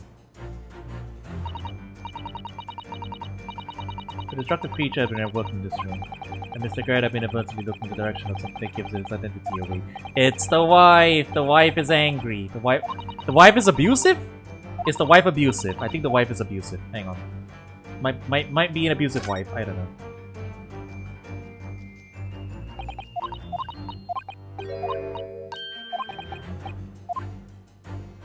Take that! Yep. It's the wife. Oh dear. The true nature of the beasts that are run rampant here is revealed by that newlywed bride. Precisely, Mr. Naruhodo. No other explanation could possibly fit. Yes, this framed print pictures your wife, Mr. Garrett. And while we lament the fact that her face is obscured, we can still make out her mighty arms and note the considerable horsepower they must contain. Oh, indeed. Surely any woman of such powerful constitution would be honored to be described as a beast. Honored might be stretching a point. Too late. The fact remains that the beast, which so clearly savaged this room, was your wife, Mr. Garrett. Yeah! The chilling traces of a wild rampage are still very much in evidence. Oh. Yet as we look around, the beast in question fails to present itself. Yeah, alright. Dialogue. Madame.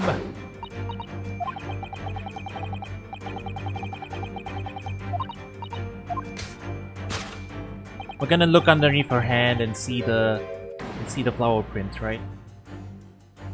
The poor, fragile, defenseless woman is beside herself. Well, I don't know about fragile. Oh, dear. Anyway, Mr. Sholmes is quite right. There's no sign of a Miss Scaradab anywhere. But it seems there may be a clue as to her whereabouts. A clue that this maid is trying to hide. I wonder where Mr. Garadab's wife could be.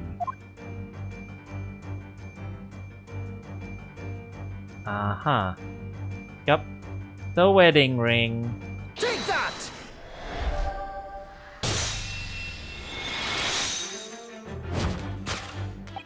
Your wedding ring gives us a handsome clue as to the beast's current whereabouts. Ah. Indeed it does. That flowery band gleaming on your finger gives you away. For it is identical to the one shown on the hand of Mr. Garadab's bride in this photographic print. In other words, you are no ordinary household maid. No. You are Mr. Garadab's lucky bride.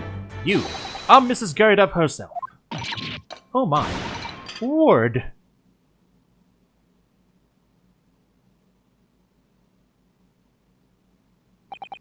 Well, jolly fine detecting, sir. As you rightly surmise, this is the wife, yes, my Joan. Rather let herself go, you might say, but she was a bully corkerback. Ah! It would appear that you don't live in the most comfortable of circumstances. After all, you are a retired army man, yet you are in the business of renting out rooms. I would assume, therefore, you have insufficient means to employ a maid. Would that be correct? It's not right, I tell you. I was second lieutenant of the 3rd Regiment. A man has his pride, don't you know? By golly, it's a sorry thing when a chap can't even afford to have a single maid in his employ. Yes, here in London, one is rather judged. A household cannot be considered worthy of society if it employs no staff at all. Though in my considered opinion, such concerns about appearances are a folly. You mean Mr. Garretup has his wife work as his maid? Precisely. Am I right, Mr. Garretup? Only in company, obviously. But listen here. This must remain a secret. Tip-top secret, please!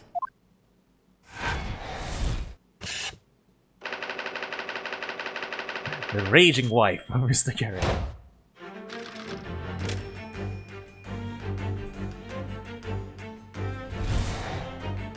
Alright, part 2.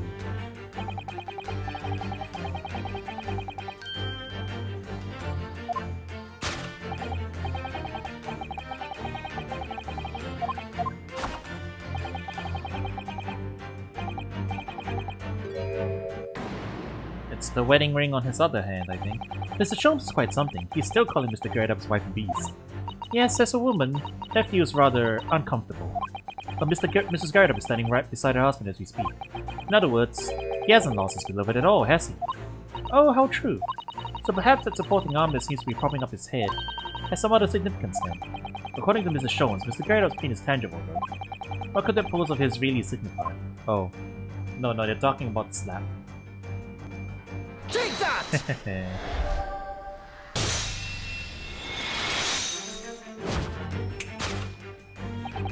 Your head weighs heavy on your shoulders, the pain you feel being reviewed by that slap cheek. And of course, the deliverer of that impressive mark on your cheek that refuses to fade. Was you, Madame Joan Garretup. Oh, hang on. Now I'm thinking about it. Did he accidentally burn the carpet? Is that why his wife hit him? Maybe. Well, yes. You have been desperate to hide the stab mark on your cheeks. Ah.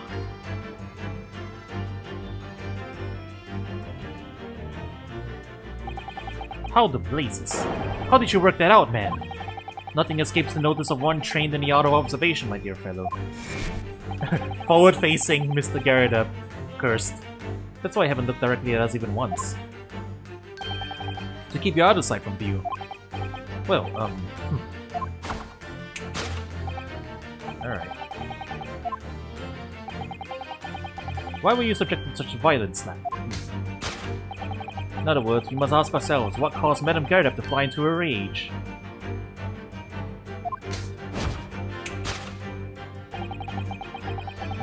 And the gaze is looking somewhere over there.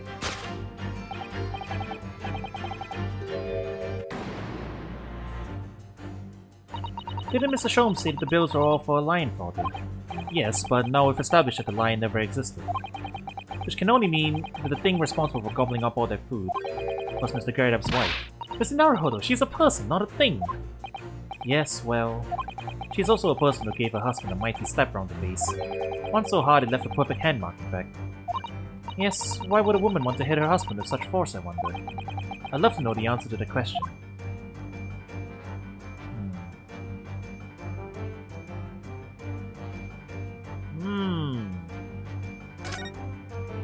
What's this now? Ah, someone must be reading this book at the moment. There's a bookmark here, look. Mr. Garretup is clearly an avid reader. Oh, wait a minute. I don't think this is a bookmark. Oh no, so it isn't. It's a note written in a woman's hand. Oh, James, I love you. Yours, Mary. Wait. Silent Hill? James Sunderland! And Mary. Yeah, that's probably not it, but you know. And look, next to the signature here. Lip marks! Made with lipstick. Oh, what a passionate and romantic gesture. Don't get any ideas, Susato-san. Oh dear, I'm sorry. So this bookmark is actually a love note then. We have to, okay, we have to look at it first. Take that! Take that!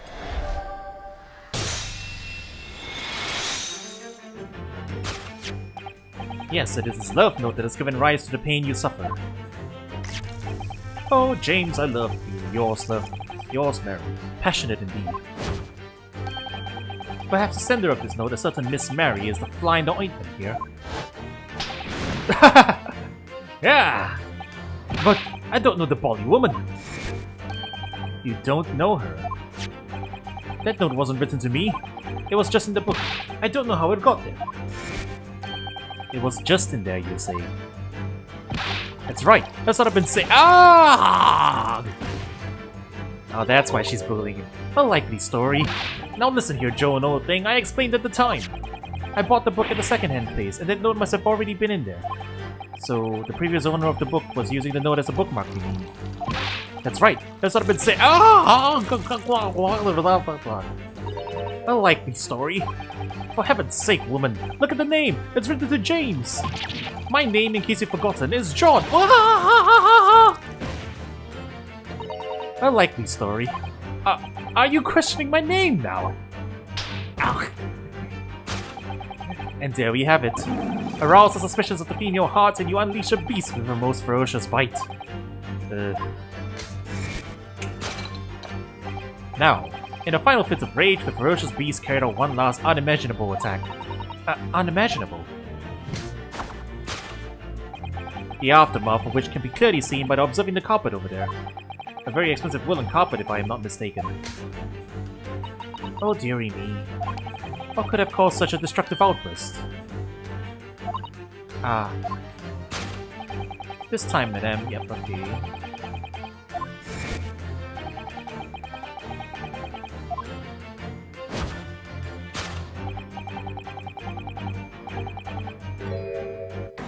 Probably the candles then. Right. Yeah, there's one missing. But surely Mr. Garda didn't eat the carpet. No, of course not. But it doesn't seem to be any doubt that the state of disarray that this room is in is a result of a wild temper. No, that's true. So this is the last part of Mr. Shome's deduction that we need to fix. We need only to follow Mrs. Gardab's gaze, and that will tell us the real answer. Alright, let's see what we can see. Yes.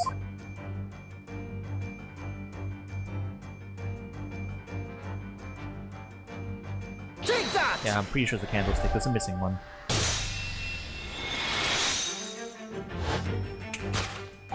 Yes, to explain the dire state of the carpet, we need only look at the candlestick. Most illuminating, my dear fellow, and of course, the only possible way out of this logical labyrinth. Yes, the remnants of a ferocious attack in which the carpet was devoured are clearly visible. Indeed, they are. The scorch marks at the edge clearly give the truth away. Scorch marks. It would appear that this room was the scene of a little marital altercation. Mrs. Garda's mighty arm muscles left an impression not only on her husband's face, but on the entire room. The force of a strike caused a candle to fall from the holder. And in seconds, the carpet was alight, and the whole corner of the room in flames. Yes, For the most ferocious beast in the world is neither a violent lion nor a vengeful woman, but fire. And in this room, that ferocious beast bared his claws and ran amok. Eloquently put, my dear fellow. So you see, there is but one conclusion here.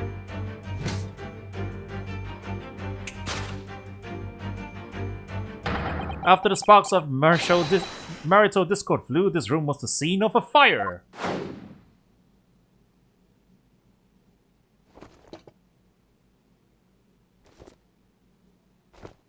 He finally got up.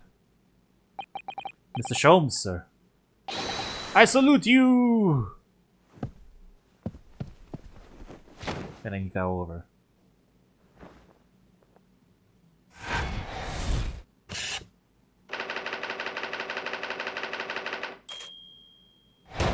Solved.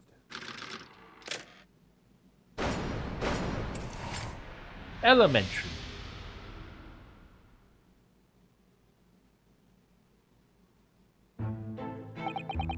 It's these dashed long winter nights, you know? Nothing to do but read in front of the fire. Luckily, there's a jolly good second-hand bookshop just around the corner. Buy all my old novels there. And in the pages of one particular novel, you discovered some rather illicit material.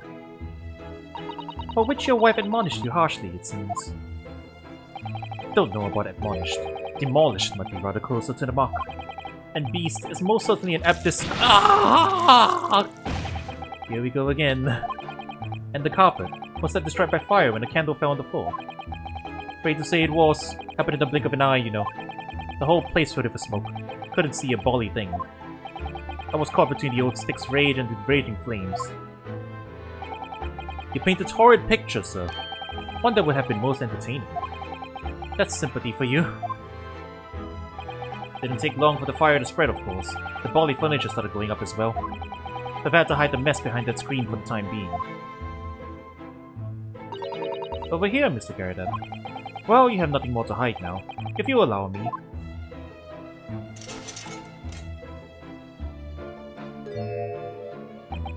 Had all my favorite old novels in that case. But as soon as the fire got a hold of them, that was it. Whoosh! Up in smoke. Gosh. And the wife started hurling things at me. What a terrible sight it must have been. There was I, back up against the window, under heavy enemy fire, incendiary books coming 10 to the dozen. Worst of it is, I lost my favorite, book called The Lion's Pride. The Lion's Pride. Ah, yes, your notorious love of big cats coming true again. I assure you, the title didn't influence my choice in the slightest. But the poor man really did lose something dear to him as a result of the ferocious beast's rampage. Mr. Shone's deductions turn out to be correct once again. It can only be described as a great British wonder. I tell you, it was total carnage, flames everywhere, and the old stick in full fettle. Out of interest, what time of day was that? Not sure I can remember. It was 2 days ago now. Let's see. Around 5 o'clock, I think. So at exactly the same time, as a terrifying incident was unfolding outside your window on the street below. Even more terrifying on the inside, I can assure you. The whole of Blighty could have been flattened outside my window at that moment, and I wouldn't have noticed a dashed thing. Oh, really?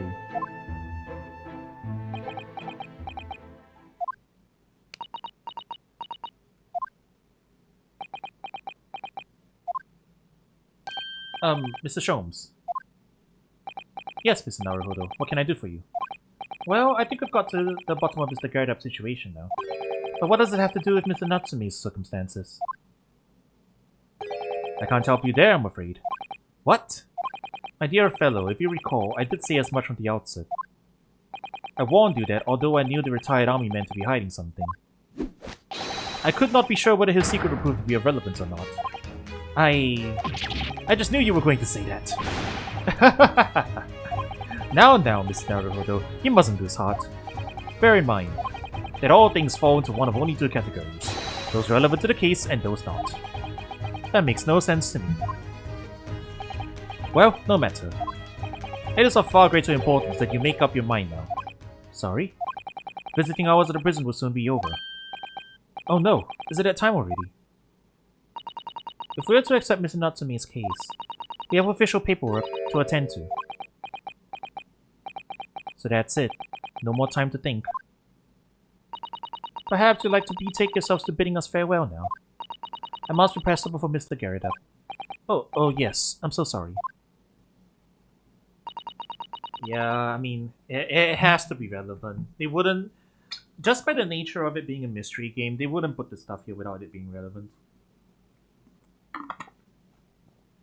Thank you both very much for your time. Soseki-san will be waiting for us, and I'm going to have to give him an answer. Alright. Let's go have our character moment.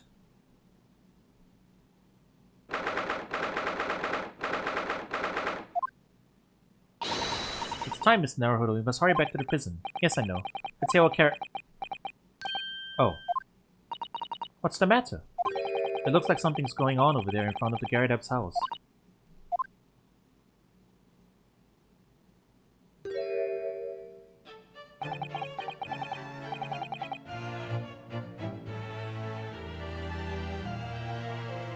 Dare? I know thee not, old man, fall to thy prayers! Who are you calling an old man, you rum-looking nimini-pimini? There are more things in heaven and earth, Horatio, than are dreamt of in your philosophy. Who's this Horatio fella, eh? What are you on about? Excuse me. Eh? What the? Who are you now?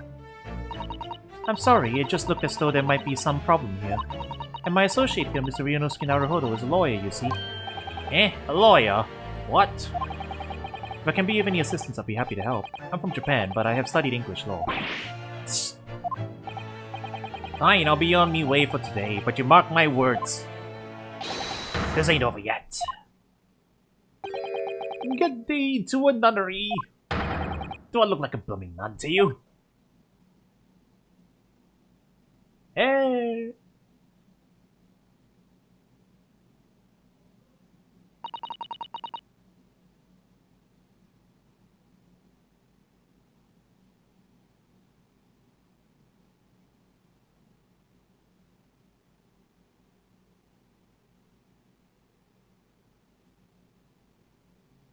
Ow, my jaw hurts. Ah, ow.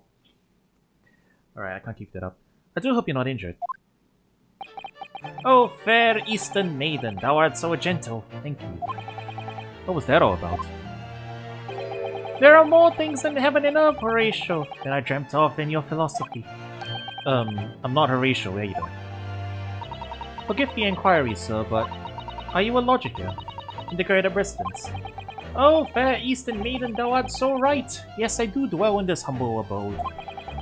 Mr. Gerda mentioned that he had another lodger, didn't he? This must be the man. Do you happen to know the other lodger who lives on the first floor? Ah, yes, a gentleman named Natsume. Oh, more worthy of poems in my better words ne'er could there be. Sorry, battle, did you say? Who is the stronger, Hamlet or Macbeth? Mr. Natsume and I sparred long into the night.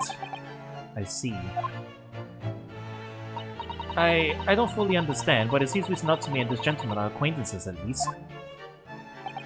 So, fair maiden, so good gentleman. I can tarry here no longer. Fare thee well. I didn't really understand him, but I think he's returned to his room. It seems he's unaware of what's happened to Mr. Natsume, so he can't really help us. With Soseki-san and that man as lodgers, the Gerda house is certainly full of eccentrics. Get special at next game. Oh, so he's really just a cameo then, huh? It's interesting. I thought he was gonna be like a... Wow, they really did plan it to be like a super long game then. No wonder. Anyway, I'll go find a carriage. Yes, I'm sure Mr. Natsume is eagerly awaiting our return. Let's hope we can get to the prison before visiting hours are over. Oh, so yeah, he isn't a witness. Alright.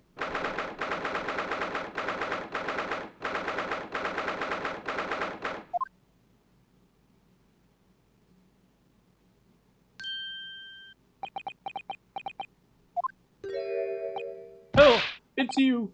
You're here! You came! Locum student Mr. Naruto Esquire! I can't believe you came back! I'm so touched! We are so sorry to have kept you waiting, Mr. Natsume. Oh, no. Think nothing of it. Relax. If I were a cat, I would purr with pleasure at the company of such fine compatriots. Waga hai wa neko de... Noble, nurturing, never failing Nipponese!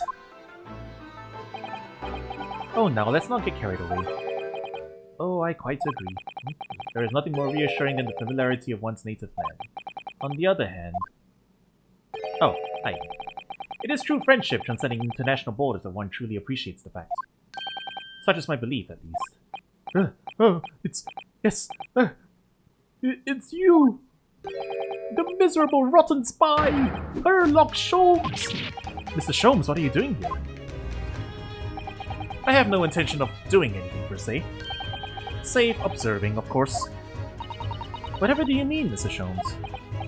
Well, having encountered some curious reading material in that gloomful room, and having unmasked the secret identity of that eccentric pair,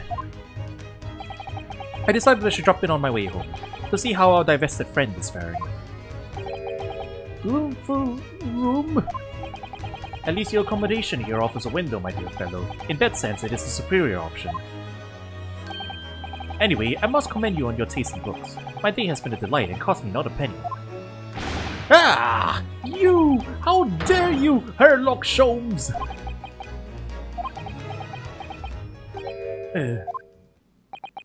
I've had it. I'm true. I'm at the end of my rope. I should never have come to Great Britain. It was a terrible mistake. Haunted by spirits in those accursed lodgings. No doubt my luck will be cursed in tomorrow's trial as well. My whole life is bedamned! What are you thinking, Mr. Naruhodo? He mentioned that once before, didn't he? That his lodgings were cursed, I mean. And there is much truth in Mr. Mustache's words. What? Cursed is a wholly appropriate description, I would say. For the man's lodgings. And indeed, for tomorrow's trial. What's that supposed to mean?